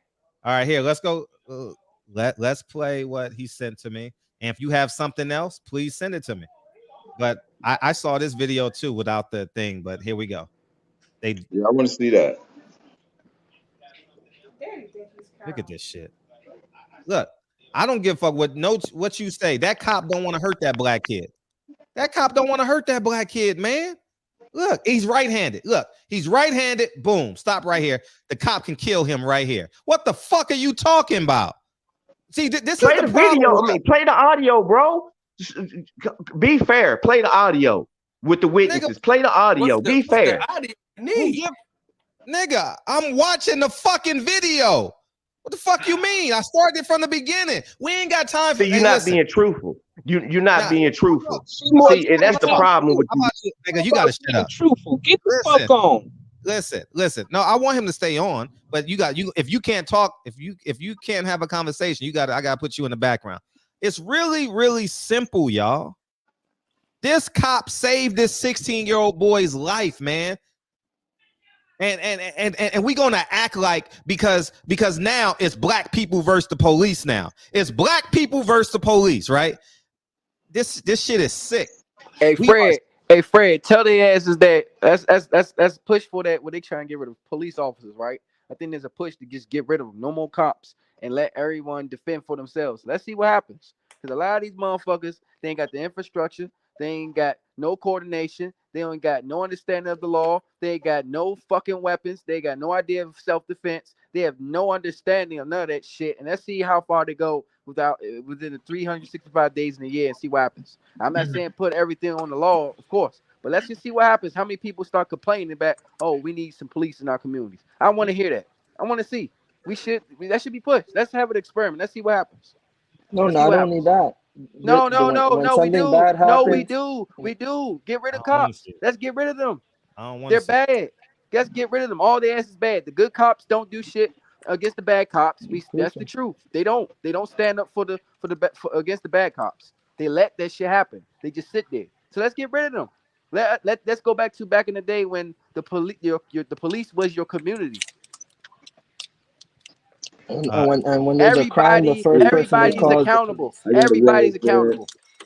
Everybody's accountable. You, brother. You out of here? Yeah, I got to load. I got to take off, man. I appreciate you. Hey. Yeah. What's up? Next Tuesday's coming back. Next Tuesday. All right.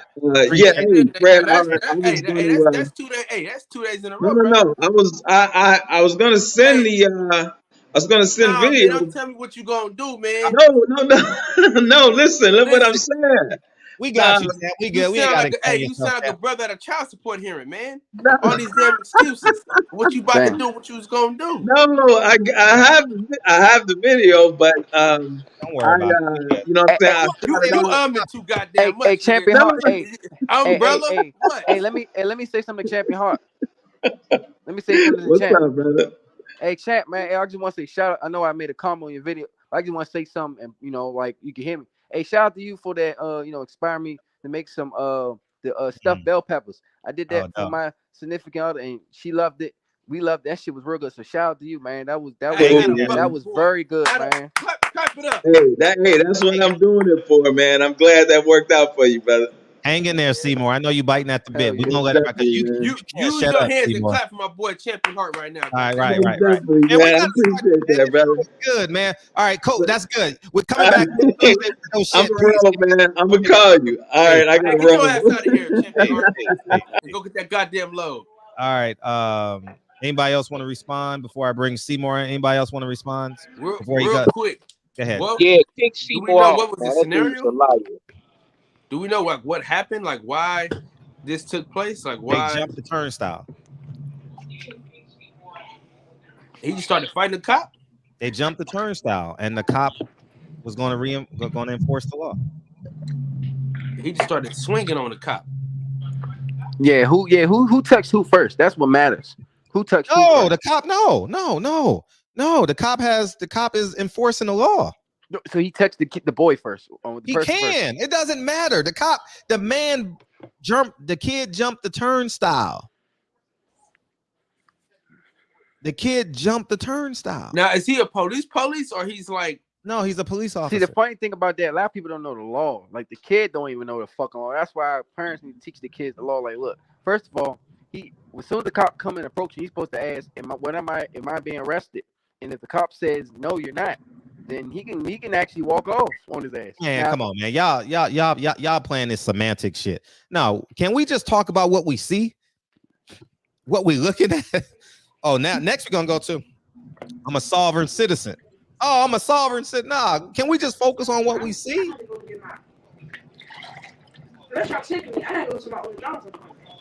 I think it was crazy. It's crazy that we're not really that up in arms because the police officer is black. If that police officer was white, I think we would have a different operation.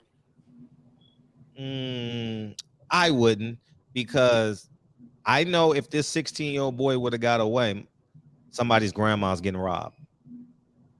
If you have no respect for a police officer, you're not going to respect a civilian. Right. I believe it. I'm going to let Seymour respond, man. Go ahead, Seymour. Go ahead. I'm just going to say, man, it's not a black or white issue. Your brother that be on with you all the time, he asked the question. He say, you mean to tell me he just went through the turnstile and the police said something to him and he attacked him? That don't even make sense.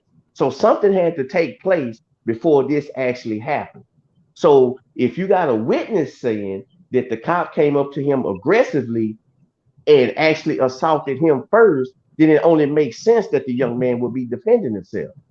You don't just go through the turnstile and then police say something and you punch the police. It don't happen like that.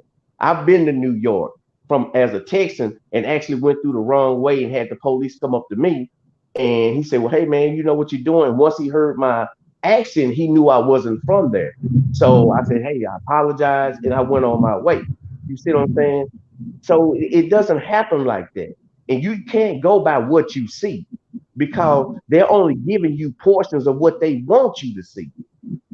So you're only seeing what they want you to see. Here again, you never seen the young lady swing at the other officer, because remember, there's two officers there, but the only thing you see is the one officer. That's the only thing that you see. You see the one officer and the boy, but you never see the young girl swing, and you never see the young lady, because she has braids, come and attack the young lady. You never see that.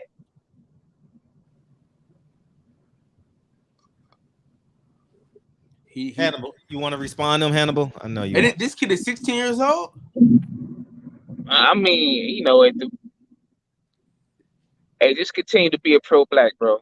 That's all I gotta say. Hey, this kid is 16 years old though. Yes, yeah, Kyle. 16. He being said, well, I'm just So who are saying. you calling a pro-black? Is it pro-black to look at something and see it for what it is? Well, I mean, what kind of dumbass shit is that to say? Yeah, what kind of dumbass nigga that get on the internet and lie? Okay. Look, this is how we got two sides to this shit. One group of people thinks that, look, you teach your kids the law, you teach them to be upstanding citizens. Stuff like this won't happen. It won't happen. And then you got other people believe that even if you do that, it still can happen. It's justifying bullshit. But I mean, what type of dude are you, dude? Who, me? We see no, not you, the other dude, Seymour. Okay, well, can I tell you what type of dude I am since you asked me? But what you justifying bullshit? We all see what Point. happened. 16 year You old is asked me a alive. question. Can I answer? Can I answer your question? Can I answer your question? I'm quiet. Okay. The type of guy I am. I've been married 30 years. I got a family. I'm with one woman. My kids about, hold on, stop. I'm a paralegal. So I done seen this. I know the law. So now I ask you the same question. What type of person are you? Do you know the law? Do you have a degree? You married? You have children? Hello? Number one, I don't have children.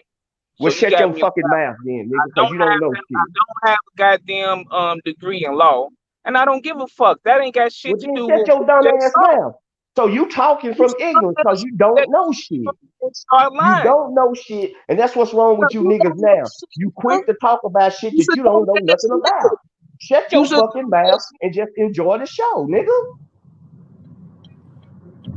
That's what's wrong with you dumbass niggas now. You keep bumping your mouth about shit that you don't know. We can't talk at the same time, fellas. Yeah, let him finish. Yeah. Okay, let me say something real quick though. Seymour. Can you hear me? I'm listening. Yeah. Okay. So that kid, if that kid gets shot by that police officer, how do we justify the kid not being armed or whatever? What do we say though? Like, you know what I mean? Because he fresh off that cop's ass. And I don't know if you know, but the police is equal to greater force when you're dealing with somebody. You understand what I'm saying? And he fresh off the cop's ass. I mean, he's whooping that cop ass. I didn't think he was 16. The motherfucker, he on his ass. So if he shot him, he's justified. No, because he wasn't. It's equal to greater force. I'm gonna tell you why. I'm gonna tell you why the cop didn't shoot. I'm gonna tell you why the cop didn't shoot. You know why that cop didn't shoot? Because he knew he initiated this that was going on. That's why he didn't shoot. Because he knows there's cameras all the way around. He knows that. That's why he didn't shoot. He wasn't holding back on that young man. Because he took that young man pretty good in his head. So he wasn't holding back. He wasn't he was just getting his ass whooped. That's point blank. That's all that was happening. He was getting his ass whooped. Now, he's not a monster. The young man is not a monster for protecting himself. That ain't got nothing to do with black power. So how have you seen other so like is this the only video that we have? Well, other stations have the video too. Because see, here's the problem. You're playing the video, but you're not playing the audio with it as the newscasters tell you what's going on and they interview the witnesses. So all you're seeing is just an image that anybody can draw a conclusion from. If you don't hear the audio, anybody can. So I'm not mad at you for drawing your conclusions based on what you're seeing, but you're not hearing what's going on. Okay, so but what would the audio tell us in this particular video? Okay, the first thing it's going to tell you that the police said that he didn't pay his fare. That's the first thing. So you have to know in law, and this is where knowing law is, that the police can lie. By law, they're legally, they can lie. Now you have what the two witnesses said, that the police officer came up to the young man and assaulted him. So now you got two versions of the story. So yeah, you see the fight. Okay. So you mean to tell me he went through the turnstile, didn't pay, and then just started whooping the officer's ass? That don't make sense. Anybody with sense would know, that don't even seem right. Something else had to happen. But he could have shot that kid though, because his safety was at risk like a motherfucker. He could have, but here again, there's a reason. Oh wait, there is a reason. No, black officers do not get off. It was a black officer that was assaulted by a white woman. I think in Louisiana or Michigan. He shot her and killed her. I think they gave him 40 years. You can look it up. That's a whole different ball game. When you shooting a black kid and shooting a white woman. You're an Shooting officer, a white woman and shooting a black kid is two totally different things. It is definitely this can be justified. He's whooping his ass in front of all these people. He could shoot this motherfucker. Now, listen to what you said. He's whooping his ass in front of all these people. So you have to ask another question. Why did he do that? Oh, you don't think he knew his life or knew that he could be in danger? Why would he do that? Bro. Yeah, this is lawlessness. Listen to what I'm telling you, bro. Nah. No. Let Kyle respond. I'll let Kyle respond. You let him go off. Go ahead, Kyle. This is lawlessness, bro. Like, I love black people like no other, but at the end of the day, we gotta be careful with this shit, man. Dog, we can't defend everything that the black people do against the police, bro. Like, and then be shocked when shit happens. Dog, if he got shot, how could we defend this? How could we say, oh my God, this kid was unarmed and he was whooping his ass, bro? Like, dog, and the cop didn't even swing at the kid for real. I'm shocked at the officer for real. I'm like, damn, you didn't grab the little nigga, and then all you was trying to do was like keep him off you. Okay, I'm gonna make a statement, then I'm not gonna say nothing. The young man that was with his girlfriend and his daughter, right? He had the license to carry, right? He was following the law, right? But yet he still got executed in his car, right? Yeah, but let's stay on this. Stop. So you can't say that this young man is wrong, and then on the same end say, well, no, let's stay here. Let's stay what we see, man. We don't need no motherfucking other example. That's what's wrong with us. We always trying to validate wrong or right with other situations or circumstances. How about we just look at this video, and the video tells us what we need to see. No, it does not tell you what you need to see, because you don't see everything from the beginning. Can I respond to you? First of all, the 16-year-old boy broke the law. One, he jumped over the turnstile, broke the law. When you break the law, you are at the mercy of the people who protect the law. Period. End the conversation. End of time. Now, listen, he's 16 years old in Harlem, in a major city, in a democratic city. So he understands the police mindset. He understands black people in America. He 100% understands all of that shit. So what he did was he put himself in a compromising position. He willfully put himself in a compromised position. And when you willfully put yourself in a compromised position and you relinquish power to another person, you are subjugated to the power of that other entity.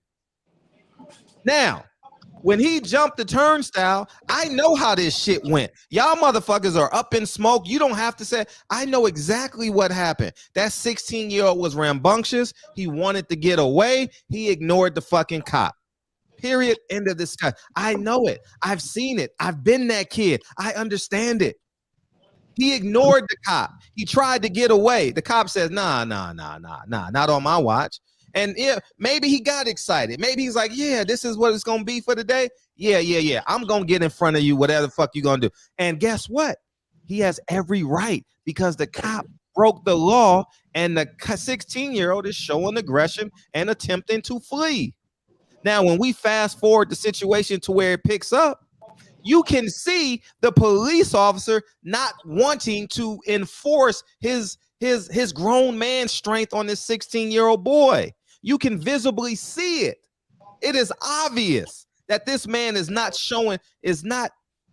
physically wanting to, I don't say hurt, because now he's in a position. Whenever you put a police officer's life in, and a police officer is texting me right now, whenever you put a police officer life in danger, he has the right to inject lethal force. Now, everybody in the world knows, everybody in America knows this, but now we want to interject humanity. Now we want to interject what's right and what's wrong, what came before, what came after. It doesn't matter. This 16-year-old nigga put himself in this position for $5.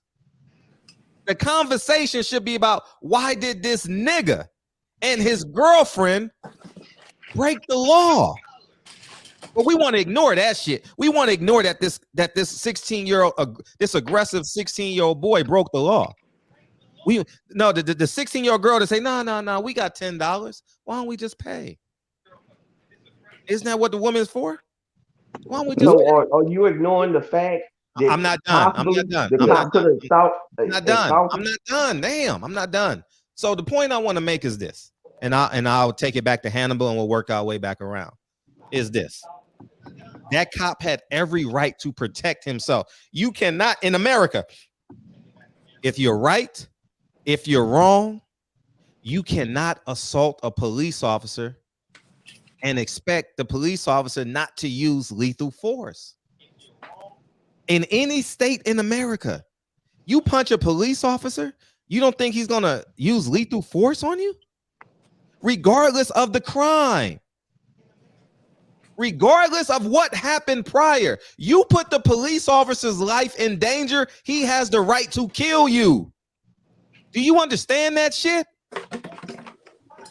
Why are we pretending that that's not reality? Who cares who's right, who's wrong? You punch back that police officer, he's going to kill you. Or use lethal force. He has that right. Who we got? It's on me. Oh, go ahead, Hannibal. Go ahead. I mean, you just broke it down eloquently. Only thing I care about is the two teenagers being alive. Do they need to get punished? Yeah. Come out and be a better person. But for this dude to get on the internet, brag about how he married, he know the law, I got children. Just total effeminate behavior, pro-black bullshit. And the dude was a complete liar and a fraud. And that's bad parenting. That's all that was. And he still want to go back and forth with everybody. Look, these kids broke the law, could have lost their life over funky $5. And then the pro-blacks want to come out the woodworks and try to get all deep and shit. Well, I know the law. And this with the law, this and the law, that. And you wonder why the police is still patrolling our neighborhoods because we don't want to be responsible for ourselves. Clear example. This is gonna be on the internet, so everybody just saw Seymour made a fool out of himself. But have a good day, man. I'm gone. All right, appreciate. Kane, you want to respond? You've been quiet for a minute. Appreciate you, Hannibal. You getting out of here? Go ahead, Kane. I'll let Troy come in, but y'all niggas, y'all just can't talk over people, man. Go ahead, Kane. I'm just grinding right now, brother. Just working on it. All right, go ahead, Troy. What's up? No, but what I wanted to say, honestly, Fred. Go ahead, Kane. He honestly has. I don't remember his name. Honestly, he had some good points with saying the audio. Honestly, but I mean, brother, 99% likely that no matter what the audio was, like the kid was in the wrong, no matter what.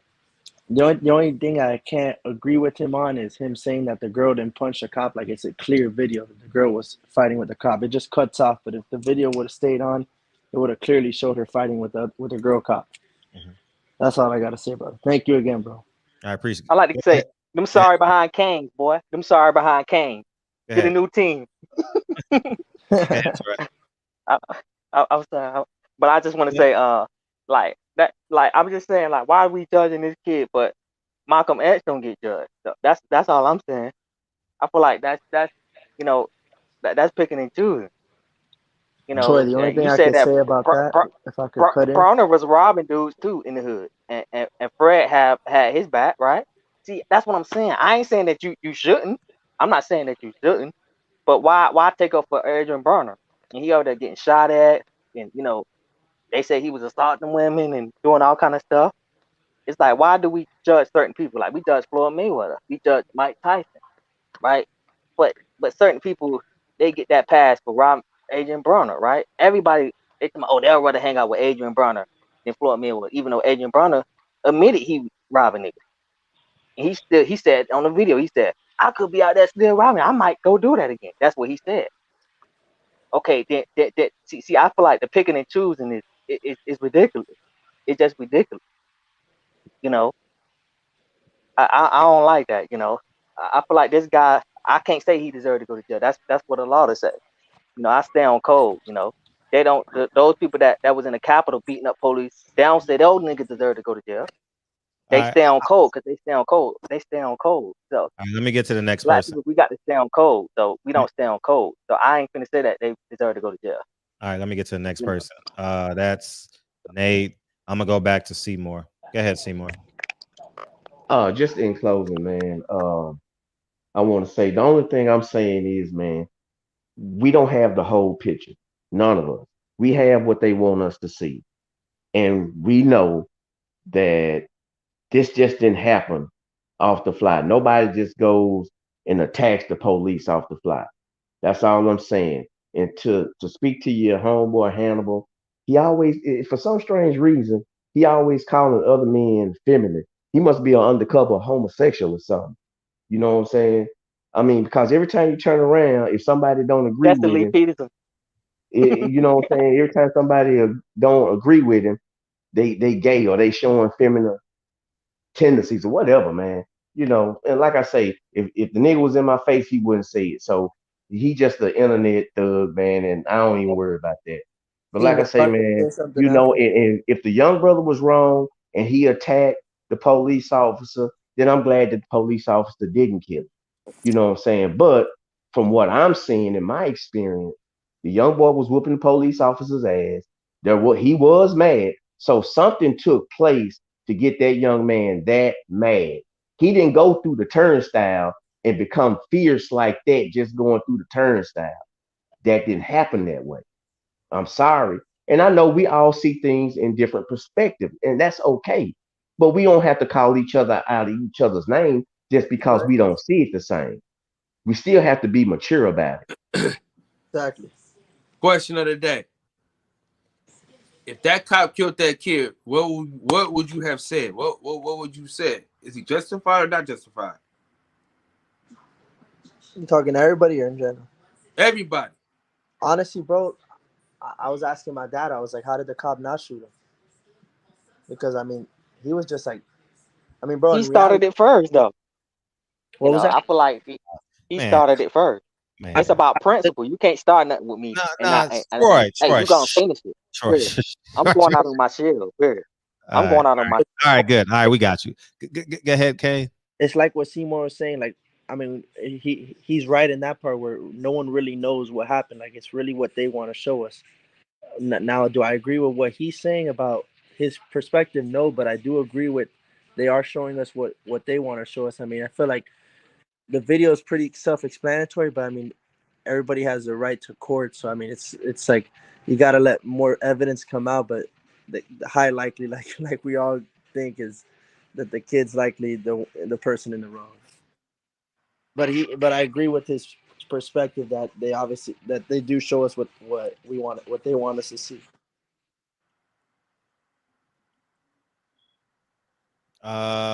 And oh, that's it. So Troy, if you want to respond, that'll be good. Go ahead, Troy. And if I could say something about Troy, when you keep bringing up nothing bad, but like when you're saying like why people judge, like why they don't judge the people from back in the day, I mean, I feel like now people just have more access to people, so like they have more things to critique people on. Like there's more jealousy. Like back in the day, no one really knew anything about anyone, like unless like you were stalking the person or something. Like no one really, there wasn't as much access to information as there is now. So like people are obviously going to be more the as information grows, more people like people are my age now are going to be the ones getting more critique than Broner and all these other people like Haney and these stuff. Like however you want to cut it down, the younger generation will always get critiqued more because there's more information on other people and stuff. That's just how I see it. Yeah, I agree. Like I was just saying, like well, I was comparing, like how the players, the basketball players today, like they get judged when a lot of those other guys. But I was just saying because it wasn't the social media back then. But when we found out things through that documentary, through the Jordan documentary, Jordan was treating those players like crap, bro. I think he is the greatest. He is one of the best, the greatest of all time. But because that happened back then, people, they talking about he was taking away people's food and stuff like that, taking away the guy food. Like, come on now. Imagine if LeBron would have Kobe Bryant, all them niggas would have did that, bro. We would have.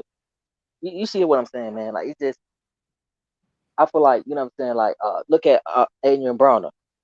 Look at Floyd Mayweather. Look at all these guys, the villains that played the villain role. Look how they get treated, and look how the villains back in the day get treated. Berta Duran was talking about Sugar Ray Leonard's wife, his black wife. Y'all say protect black women, but y'all ain't calling out Berta Duran. Literally talking about the guy's wife. But Floyd Mayweather is this word. You know what I'm saying? That's what I'm talking about. Like, it's so many double standards that I see that the older people did. They don't get called out on that. Can I say something, bro? Imagine if Barner would have talked about somebody's wife, like Duran did. Can I say something real quick, bro? That jumped me. Yeah. What the hell does that got to do with what's going on with this video? No, I was just saying. What the hell does the price of tea in China got to do with this damn video, dog? No, I was just saying, like, cause I was talking about Malcolm X. I was talking about how what he did in his past. I said he shouldn't be judged for his past for robbing people.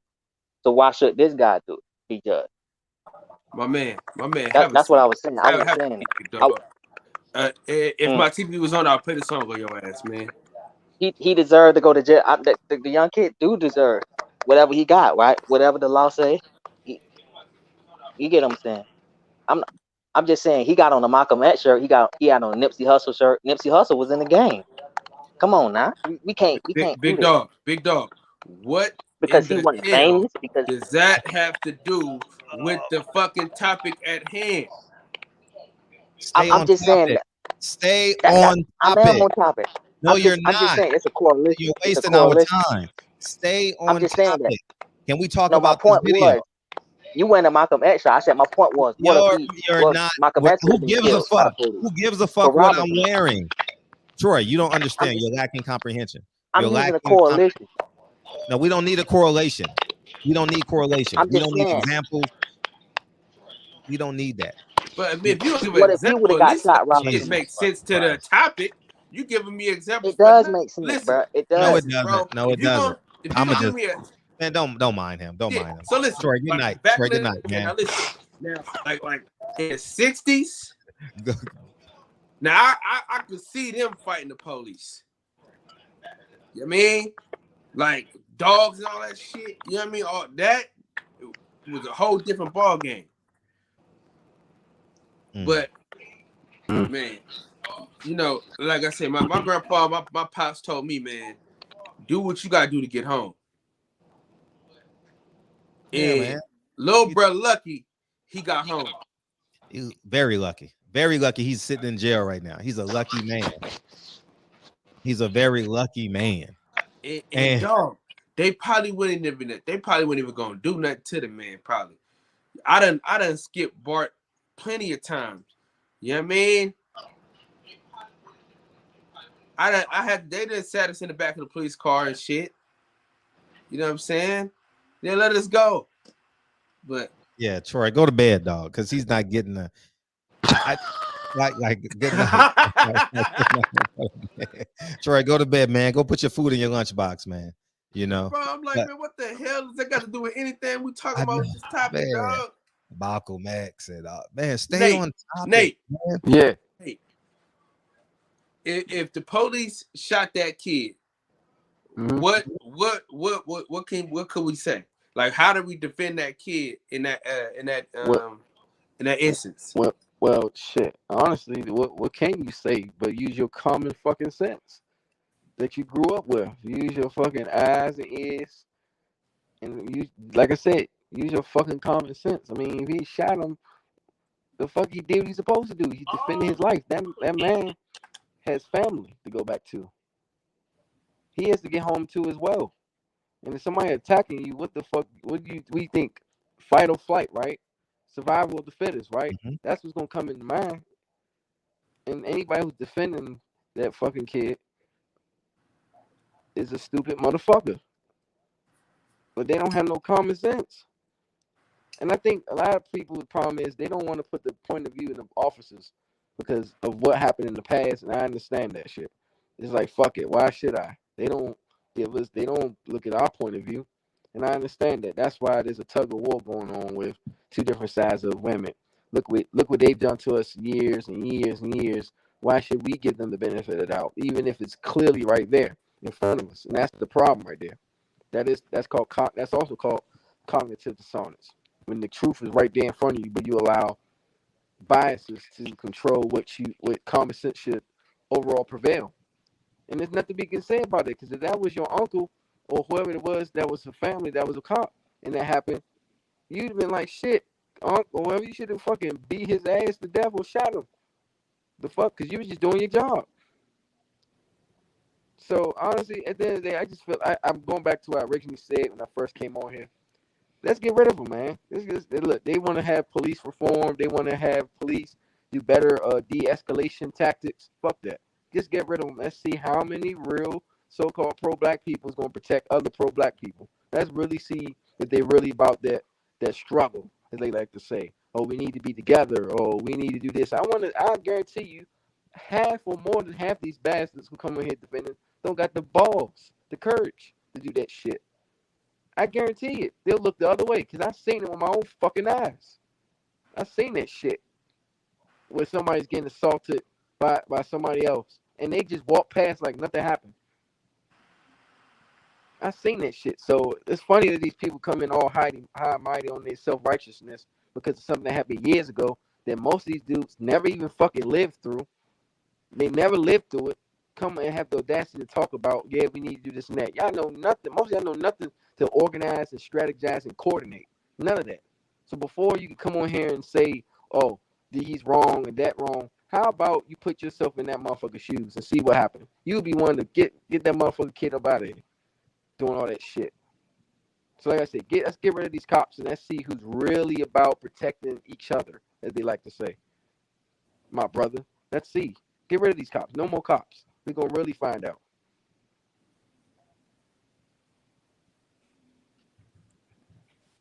Mr. Henderson? Yeah, Fred, you get me? Yeah, we hear you very well. Yeah, shout out to the panel. So, Fred, I had this we were talking about this earlier, like, I don't know, last week sometime, and everybody was trolling me about, my stance on it. I guess my biggest issue is, like, Kyle said he got some uncles and all that was getting attacked by dogs, and they put him up on game, just get home. Well, they lived to tell the story, right? And they told Kyle, just get back home. So they just got their ass chewed on just so they could get back home. So what it really is about, and I'll just speak for myself and not everybody else, what it really is about that turn the other cheek shit. Like, so instead of just saying, get back home, then say what happens next. Get back home and then what, right? Because we can't just let the injustice slide. Like, take care of your goddamn family, bro. Yo, that's what you going home for. Kyle, listen, man. Hey, ain't no sense of being a hero and somebody else got to raise your kids, bro. Kyle, I feel you on that 1,000%. I feel you on that 1,000%. But my issue with what you're saying, and which we're aligned, but you only telling half the story. So you telling me to get my ass chewed on by canines like your uncles did. No. I said, no, listen. I said they had more of a reason to fight more than that kid had a reason to fight. That's what I said. I said my dad and my grandpa told me to get my ass home if I'm dealing with a police officer. That's what I said. I said but get back home and do what? Get back home and do what? What's next after you get back home? What I mean, Kyle, let me tell you what I mean. What I mean is your OGs, just like my OGs, told me to get home because we got responsibilities to take care of, right? We got a life to live. It ain't worth whatever trauma bullshit we dealing with law enforcement. But my whole thing is, we get back home and do what? So what? We just let that ride because we gotta raise our children? Like that ain't cool. That motherfucker pulled that shit with me. He gonna pull it with the next dude. So it can't just be get back home. It gotta be get back home and then what? Get back home and then what? If I gotta be subject to water hoses, like your uncle's was, and canines, and I gotta go home to raise my kids, what comes next? Like my problem with the panel on this subject is it's real submissive. Like, yeah, get abused by law enforcement, and that's not what they there for. So all I'm saying is, if you're telling me to get back home to my family, that's cool. What do I do after I get back home, though? Because we can't just move on. The same thing Nate said. Strategize and figure out a way to police your own community. That's what the Black Panthers did. Yeah, so my suggestion would be, right, to anybody watching the channel, if you got injustice dealing with police, get your ass home, record the video, and send it to the barbershop. You heard? Send it to the barbershop. And use the power of your social media. Use the power of your social media to galvanize whatever you need to galvanize and bring about charges. That's what you do. Don't just go home getting mistreated by people, you know what I'm saying, and just go on with your day. Like that's what I'm talking about. Like, I'm not saying we got to fight the police. I'm not saying we don't need to fight the police either, though. But it got to be something more than just going home. That's all I'm saying. I feel you on that. But when we talk about like the OGs and shit, when they saying get back home, they you can do all the videos you want. I get all that. The most important thing is you got home to make the goddamn video, bruh. That's the important part. No argument from me, Kyle. I feel you 1,000%. Like, that's the thing about it. Like my cousin, one of my favorite cousins in this world, he a police officer. He SWAT. Two of my best friends in the whole wide world, they police officers. And they'll tell you straight up, nigga, and this is life, period. This is me, Fred, you, Nate, Kane. Is me or you, nigga. It's gonna be you, not me. Nigga, I'm going home, no matter what. Fuck what you talking about, nigga. If I gotta shoot you, nigga, I'm shooting you, nigga. I'm going home to see my kids, nigga. You gotta go, nigga. You gotta die. Facts plus tax. And that's Fred, what I'm saying. That's what I'm saying, though, bro. Like that's life, period. It's either me or you, nigga. I ain't going, nigga. I got kids, nigga. I ain't going. So that's the same. That's the mindset you gotta think about when you're dealing with the police, nigga. They got kids. They human. They got families too, nigga. They want to get back to the crib. So, nigga, they got guns, nigga. You don't. For sure. So and he could have honestly, popped him. Bang bang. It's over. He could have, and my stance still remains the same. I respect him for exercising,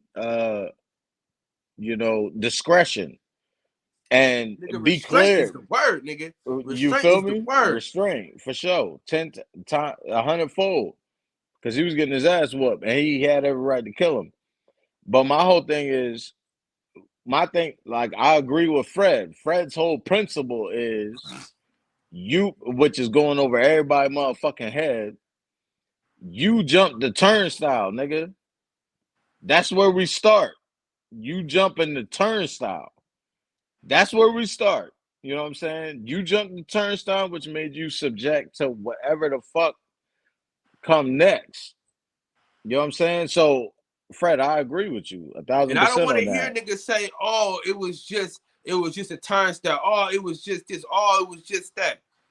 You know what I mean? I don't want to hear none of that, man. At the end of the day, bro, like, I'm with you. There's like, this is my thing, bro. Like, I'm gonna give y'all some shit that I've been through for myself. I used to go to Macy's. I used to steal jackets. Right? We used to go there, take all the jackets we want to walk out, bang, run out, boom. One day my cousin got caught. R.I.P. Lil E. Right? He told me, nigga, you keep running, I'm gonna stay right here. He wasn't trying to fight. He ain't throw no hands. He wasn't trying to wrestle with the police, nigga. Hey, they got me, nigga. Hey, that's it. We out. You make sure your ass get to the crib, nigga, and put them jackets up.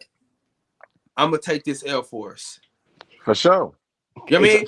That's so you can't be mad at nobody but yourself. You got when you do shit, you got to own up to that shit. You got to take that shit to yourself. For sure. I did that. I made the mistake. Whether it was worth $100 or it was worth $5, I fucked up. For sure. I mean? agree 1,000%. So if you get popped, bang, bang, you can't walk for the rest of your life. You know what I mean? Like, for instance, that kid that got shot by the lady, I forgot where the fuck it was at. When he turned and tried to go grab some shit, like he was gonna try to go get some shit or grab some under the seat or something like that. Y'all remember that shit? Yeah, and they got paid. See, they got paid for that shit. The family got paid for that shit. Dog, my grandpa told me straight the hell up. My grandpa, pops, everybody, all the OG, hey, nigga, listen, man, keep your fucking hands on that goddamn steering wheel. Keep your hands yes, on sir, the no, wheel. sir. You know what I mean? Yes, sir, no, sir. Because look, California, you know what I mean, it's different from the South. You know what I mean? Because a lot of this shit that I learned about the police and fucking around, like I'm telling you, like California is like they on your ass for other shit.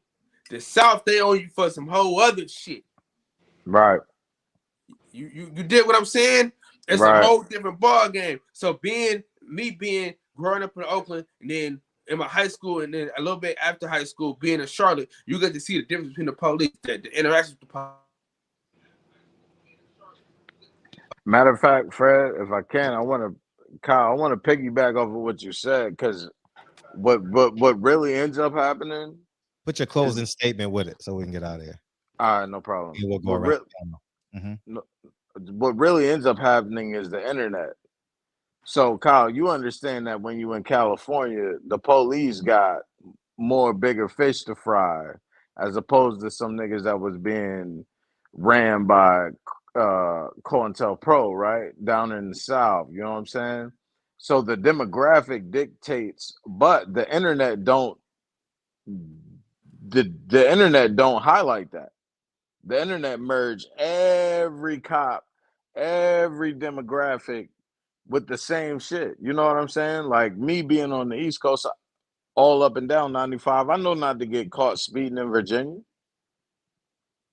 You know what I'm saying? I know not to get caught speeding in Virginia, but it's just different, man. You know, people gotta filter their internet consumption. You feel what I'm saying? And handle things on a different basis. The same way Fred and Kyle saying, get back home to your family, of course. And but the way I believe at the same time, like you just can't put up with anything. And that's just me. Yep. Appreciate you beaming in. Appreciate you. Troy, last words, man. Go ahead. Hello? Yeah, go ahead, Troy. Last word. I love y'all like that. Don't ever let bully talk to you bad. You got a bad connection, dog. I love everybody. I know that bully talk. We can't hear you. Change it. Hello. Yeah, go ahead. And I know that job is hard. Like the police job is hard. And I got a couple people that go to my church that police talk.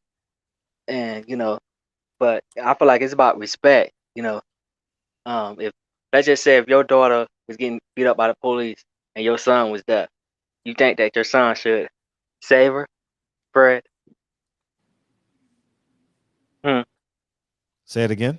I'm sorry. I said if one of your kids was getting beat up and your other kid was there, do you think that they should save him? No, they can't. They can't. So No, I said they can't save that's them. not. Wow. How? That's sad, man. But I Because I don't feel like think if somebody get choked out and somebody get beat up, if somebody getting choked out and beat up, man, I can't stay in there, man. I can't do that. Okay, I'm going well, out of my shield, man. They okay. going down. Okay, well, Man, well, don't waste your time.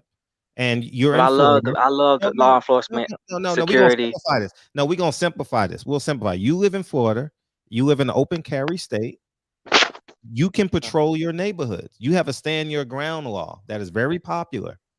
So you need to patrol your neighborhoods. You need to patrol your neighborhoods and keep your neighborhood safe. And Because that's they a arrested great. my dad for no reason. They I arrested him don't, for no reason. Like I don't know the that other guy situation, was in there. and I don't want to get into it. That's wrong, man. Let's talk I'm about very that. angry about that. Like I'm Okay. pissed off at I the don't. world Okay, because of well, that, be man. pissed. All right. They did my nigga wrong, man. I'm tired of the police, man. Like it's I'm tired, man. I'm tired of them, bro. Are you trolling us right now, bro? Trolling, bro. I just hate, man. They did my daddy wrong, bro. You know, gonna arrest him and do all that, bro. That's crazy, man. You know. But rest in peace to all my fallen soldiers and you know, I'm pouring the liquor out for y'all tonight. I don't drink. I just pour some soda. I love y'all, but Fred, I forgot to take my medicine. Peace. Bye. Obvious. Oh. Kyle, why'd you ruin that? Bruh, what Kyle, the fuck? Why'd you ruin that moment, Kyle? My bad. You ruined that moment, Kyle. Anyways, man, Kyle, you don't know how to host a show, man. What are you doing, man? Damn, man, God, let the nigga break down, man. This nigga took him out of character, man. Yo, I Kyle, thought that nigga was. Kyle, I'm out. Kyle, who cares? I'm sorry, bro. Yeah, if I break down, let me break down. God. Anyway, go ahead, Nate, and we'll bring in Mr. Fuller and then we'll go to Kyle. I'm Go ahead, learning, Nate. I'm learning, Fred. I'm sorry, man. I'm learning. Man. Well, like I said, just like to stand your ground law, I'm standing my ground on what I believe. And like I said, look, you know, a lot of people don't like what I'm about to say, but I don't give a shit. I believe it because I've seen it with my own eyes so many times. The evidence, the proof was in the pudding. I've seen so many of us look like me, look like Fred, Kyle, whoever. You know, that's melanin. That's melanin in their skin, the DNA.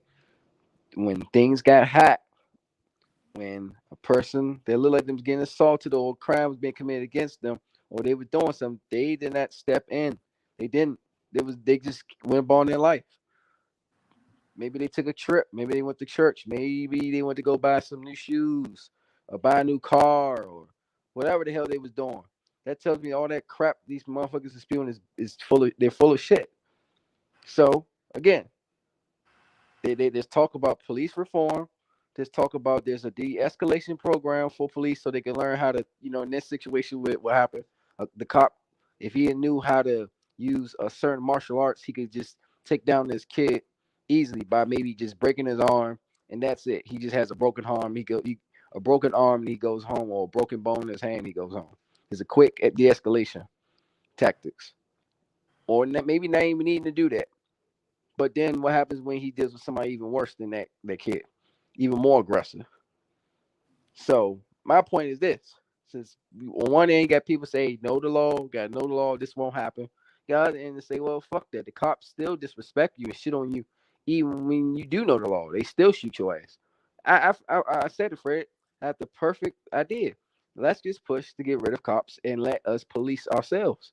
That's how I used to. That's before the police. That's what was going on. You policed your own community. You were accountable for whoever was in your community. You were accountable. If that motherfucker did something stupid, you, Bob, Gene, whatever, whoever was around, y'all gonna make sure that motherfucker is held accountable because he fucked up, and y'all not gonna stand for it. It's that simple. No matter who he looked like, no matter if he looked like you or not. And that's what I'm gonna stand on. And I think we will find out who's really know they shit, who really has the heart to stand their ground on what they believe, and who really has virtues, who really has honor and dignity, and who really is a smart motherfucker when it comes to common sense. Because if that would happen, it'll be a lot of them dumb, ignorant motherfuckers out the fucking way. Because a lot more people be checking their dumb asses. And that's what I gotta say. Appreciate you, Nate. I'll see you tomorrow, big homie. All right. Thank you, dog. Mr. Fuller, all you. Yeah, I had to step away for a few. Oh, no worries. Get your final words. What I was gonna say is that you're right, Fred, that they should be punished. And the police officer was a hero because he had the right to take that young man's life. He didn't do that, and I think that's a tribute to him and his mindset. That's 180 out from what we saw just a couple of weeks ago when they shot that young man 90 times, shot at him 90 times and riddled his body with over 60 bullets when he was running away from the police. So that's 180 out from that. So I think the young man's lucky.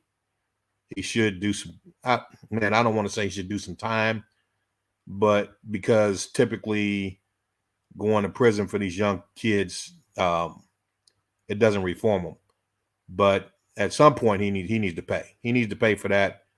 I wish that there was some other thing that he could do other than going to these prisons, because these prisons don't reform these kids. They just make them worse. But yeah, he needs to pay for what he did and get reformed. So that's my take on it. But let me ask you this question, Fred. Please. I gotta ask you, man. Yes. You say your parents are from you guys are from New York? Yes. Uh-huh. Is that did they grow up in the United States? Yeah. But my grandfather's from the Tidewater area. Okay. Used to live there, yeah. Virginia. I was about to say Nate Parker, but gosh, man. Tidewater, Virginia. Yeah. Yeah. Why am I drawing a blank on his name? Nat Turner. Nat Turner killed my slave owner. Really? My family slave owner. Yeah. Okay. Yeah. Yeah, Nat Turner was in that area. Okay. Mm-hmm. Yeah, Southampton area. All right. Okay, bro. And then they migrated to Virginia. Mm-hmm. They moved to 130 something street, and my grandfather rented out that apartment and then moved to the co-ops in Esplanade Gardens.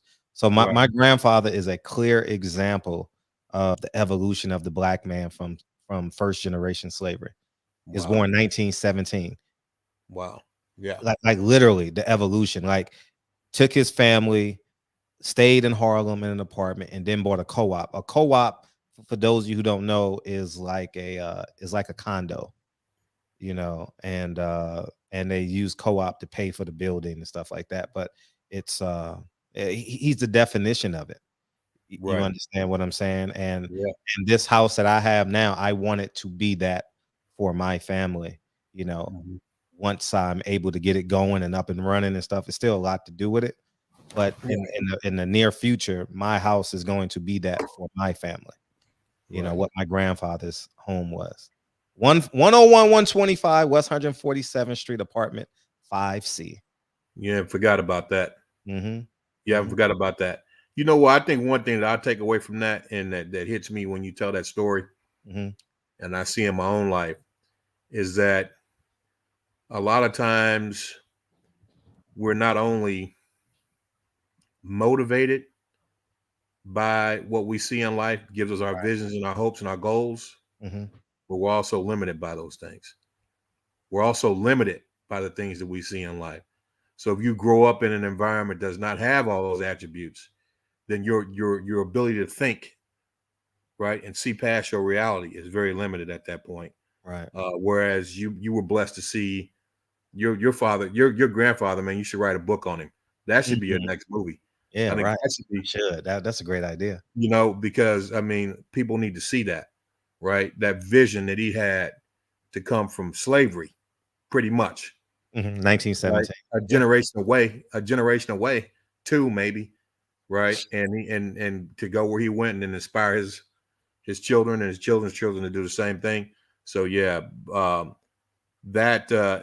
I think, and that's why I just saying all that to say that that's where our empathy should come in, that we realize that it was because we had someone that showed us the way, right, that we were able to achieve certain things in life. And of course, we'll take it a step further than what they did. But a lot of times we're also limited by those things, right? We're limited by what we see.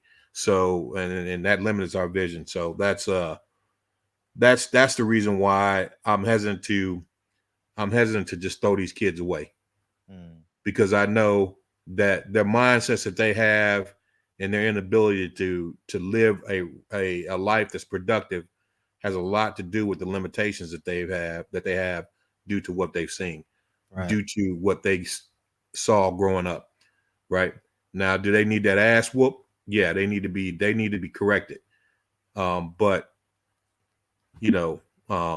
outside of that, I wouldn't just say, okay, they're, put them to death penalty, or throw their lives away, throw them away, they're done. No, I don't believe that.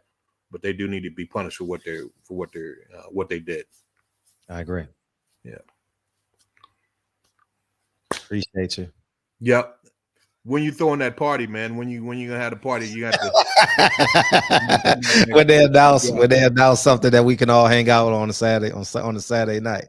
Something on a Saturday night. Shit, it might be Alabama. Who's Alabama play? Alabama, Georgia. I don't know. It's gonna be something on a Saturday night. I haven't been out to California in about when's the last time I was out there was 2021 April. Oh, that's April not 2021. So that's about a year ago, right? You should have hit me a year ago. Yeah, that was about a year ago. I was in the house chilling. Yeah. April 2021. I was editing 9 Wives, April 21st, 2020. Okay. Guaranteed. Yeah, I got to go to work in the morning. So thank you, dog. Yep. All right. Thank you, man. Thanks for being an asset. Appreciate you. Gone Postal, man. Salute. Love the show. This was a good show, man. This was a good show. It was an awesome show. I appreciate the different perspectives, man. Seymour, appreciate you. Troy, appreciate you, man. Hey, Dante say, hey, Fred, keep the conversation going. Foot on necks. I'm with you. He spelt that kind of cool, huh? Foot on neck. Yeah, man. Yeah, Kyle. That might be a good idea. I was gonna put my grandfather in a film as someone else's grandfather. You understand? I was gonna do that. He's still living? No, he's deceased. 1970. He died 1995. Okay. He was born 1917. But I was gonna use him in he's actually in all the films. Like I can show you where he's at and stuff like that. But I want him to be a character in some. But that might be a shit. I can do what I want. You know what I mean? I might do that. You know, that would be fun. You know, awesome show, Kyle. And man. Say it again. I said I fucked it up. I was just so flabbergasted, man. Man, you be taking more. That's the second time you done took a moment from this show in the last 2 weeks. Hey, you normally go like this though. You normally I did. I'm like, no, let him go, man. Let him go, man.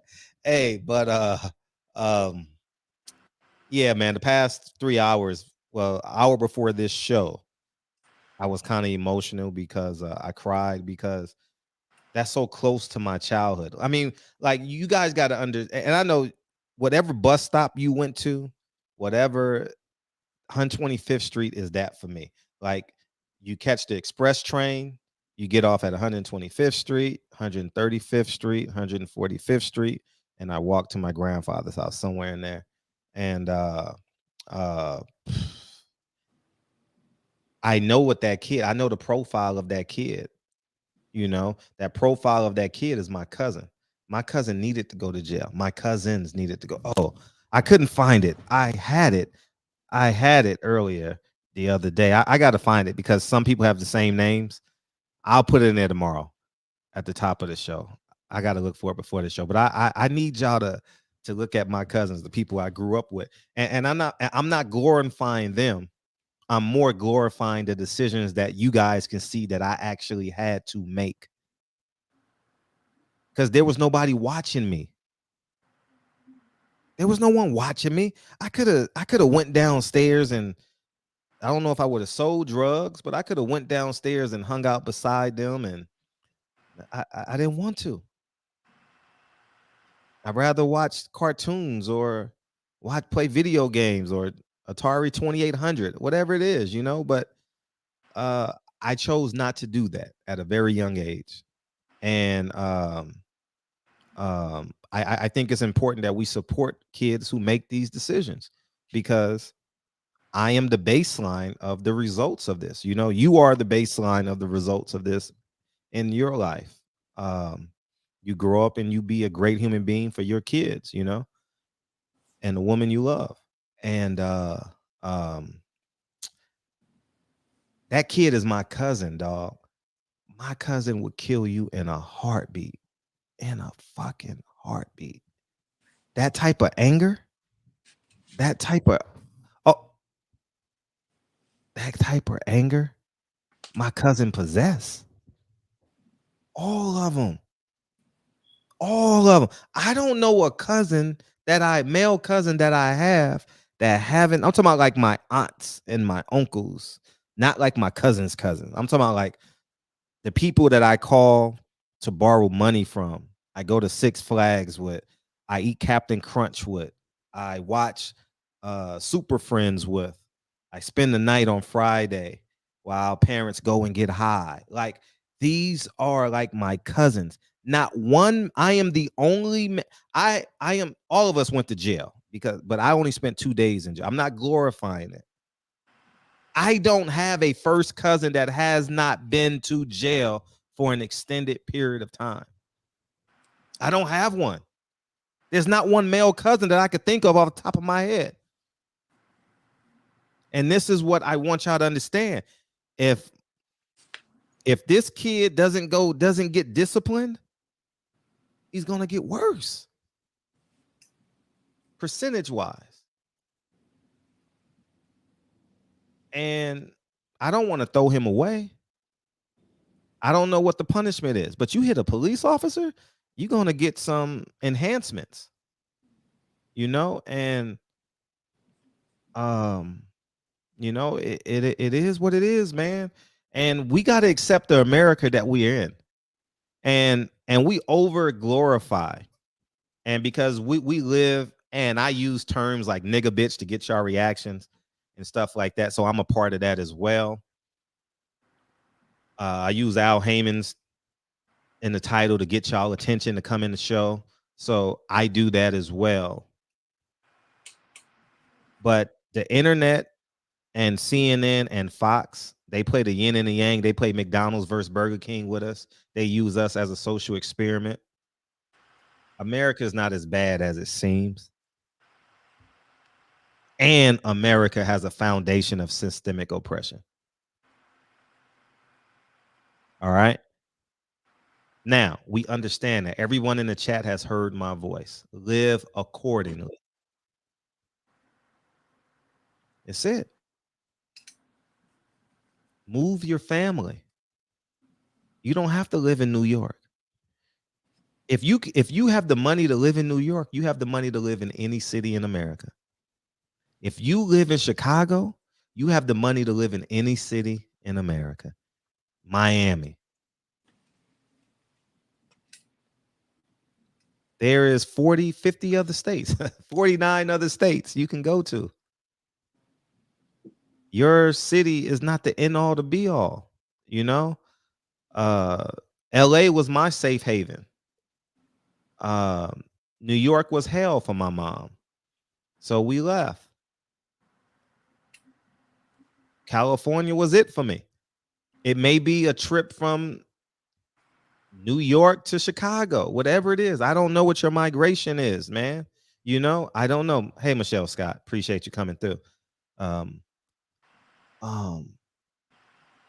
But just don't sit there and let your wife just pass you by, and you got to sit in your house and play the victim. We're not victims. This is America. I leave my driveway and I see all these flags on my street. And I get it, though. I get it. It's not that they're Republicans. It's not that they're Democrats. America has worked for them. That's why they have their flag proudly. Because you have a flag, that doesn't make you a racist. America has been an asset to them. America has been an asset to you. You're on your $1,000 device, paying your $100 a month and hanging out with me whenever you can. That's $1,100 you have for Instagram and for social gratification. You got to use America now. It's time for us to stop playing this victim role. Use America, group economics, group think tanks, and win. That is the ultimate goal.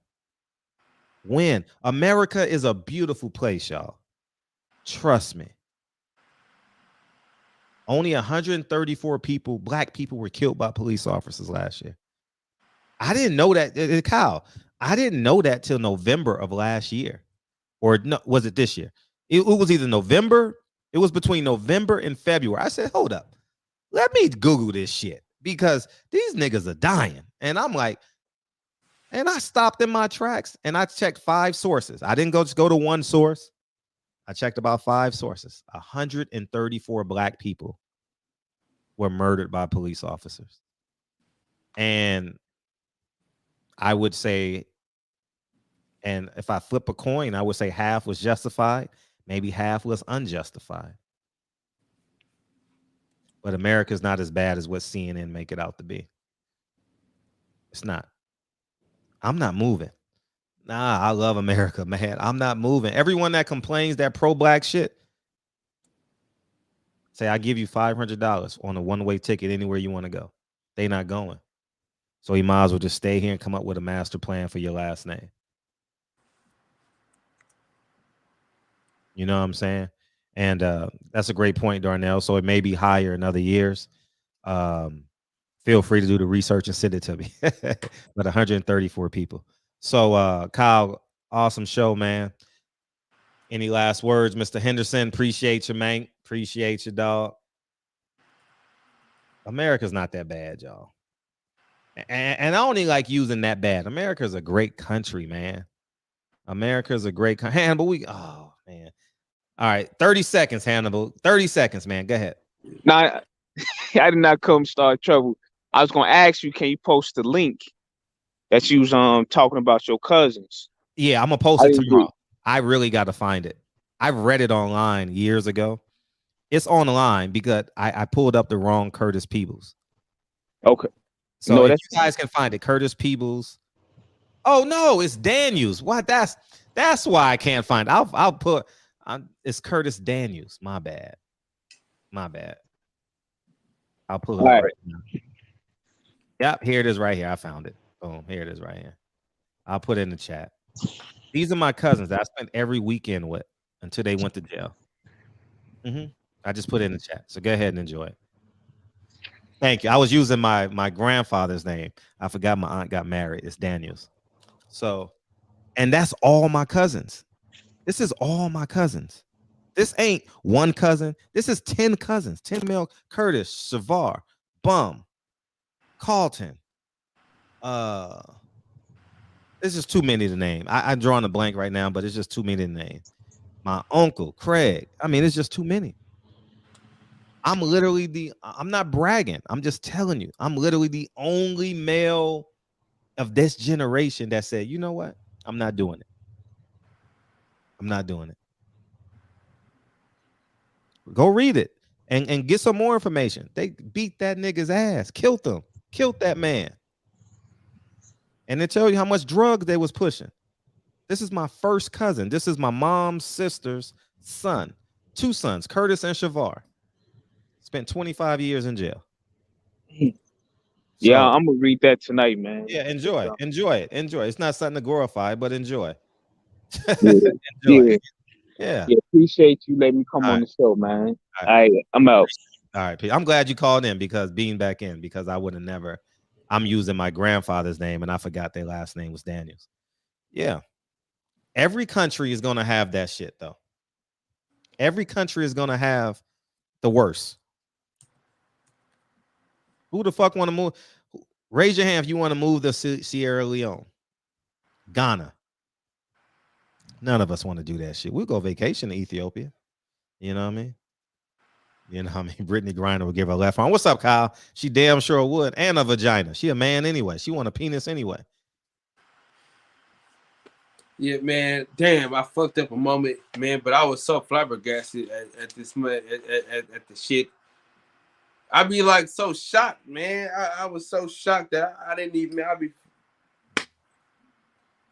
I just couldn't believe it, Fred. I just couldn't believe it, man. I was like, yo, is this man ready yet? You ain't ready yet. Yeah. That's you ain't ready yet. You ain't ready. Hey, Kane, you want to say something before we get out of here? Or are you good? No, bro, I just wanted to say that piggybacking off the USA thing, I was like, I mean, bro, it's the best country in the world. My parents were immigrants. Not my parents, but my parents. Then my parents, first generation, and now I'm second generation. I mean, and our family wealth has just grown over time, honestly. Yeah. From the first generation to the second.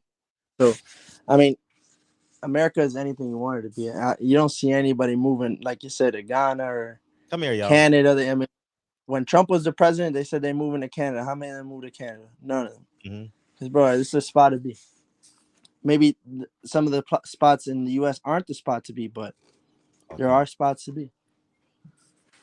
Like the great state of Florida. Yep. This was an awesome show. It was good, man. Yeah, and we on summer break, so they over here in the toy room. They just leaving the toy room. But yeah. Oh, you want to shine too? You want to shine too? America is a great place. Where else can a kid whose parents was on drugs and alcohol, never met his dad, can come to LA, go to college, and create a beautiful family? Meet Dre, have a beautiful family, meet my best friend, my soulmate, and everything else. And you know, I mean, my shit's a fucking storybook, man. Where you get this at, man? America's a great country, man. If anyone say America's not a great country, offer them $500 and a one-way ticket. Offer them a one-way ticket. See what they ain't gonna want to go. What's up, King? Hold on, we got double King. My bad. I don't know what's glitching on my end. We can kick one of them. Fred, have Lincoln and Kennedy say play the song. All right, so you ready? You ready, King? Oh, you out of here, King? Appreciate you. Yeah, it was a double. My bad. All right, appreciate you, dog. All right, Lincoln and Kennedy. You got to take one of them out. Yeah, the count of no, we getting out of here anyway. On the count of 3, you guys say what you want, Kennedy.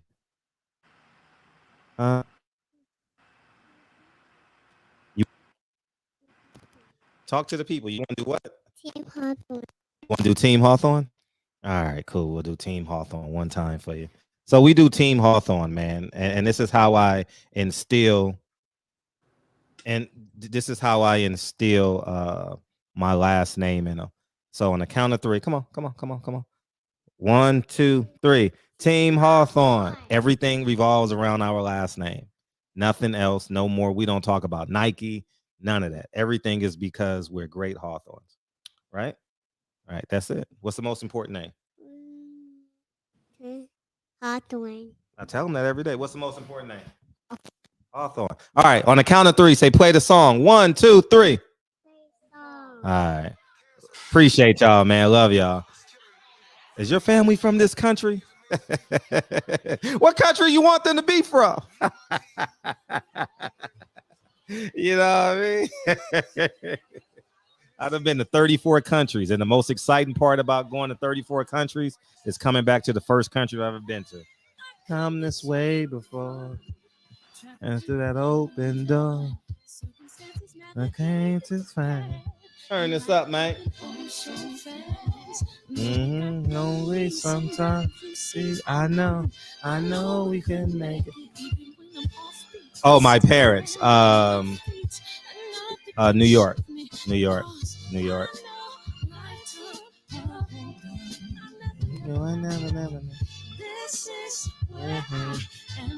Sleepy, huh? Ready to go to Disneyland? I want to go to Disneyland. Yeah, you going tomorrow? I want to go to it right Who? Museum? now. Play with no rehearsal. We don't need reparations, man.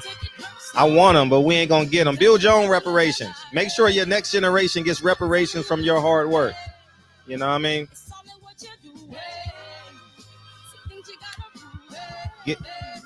Give your grandkids reparations.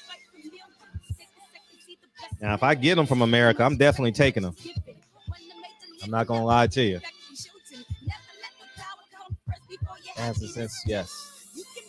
Yeah, Kyle killed that moment, man. That we had a Hall of Fame moment, man. We had a Hall of Fame moment, dog. Go brush your teeth. Go brush teeth, bro. You brush teeth, bro? I remember.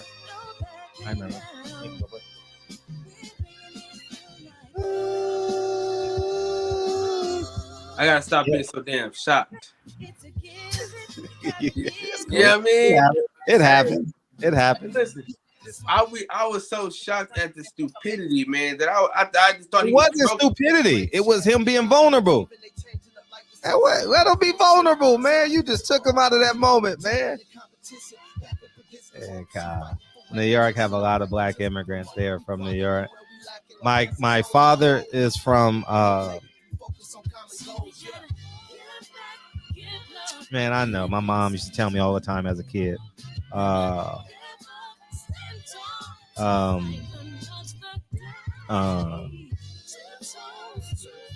Man, it'll come to me. I got you, Miss Scott. Give me a second. God damn. Anyways, I don't know. I forgot. Oh my God. There's some countries down there. I'm telling you the truth. Hey. No People Hernandez tonight. I love y'all, man. This was a great combo, man. I'll see y'all tomorrow. I appreciate you, Miss Scott. Come back tomorrow, 7:30. Holla. PST.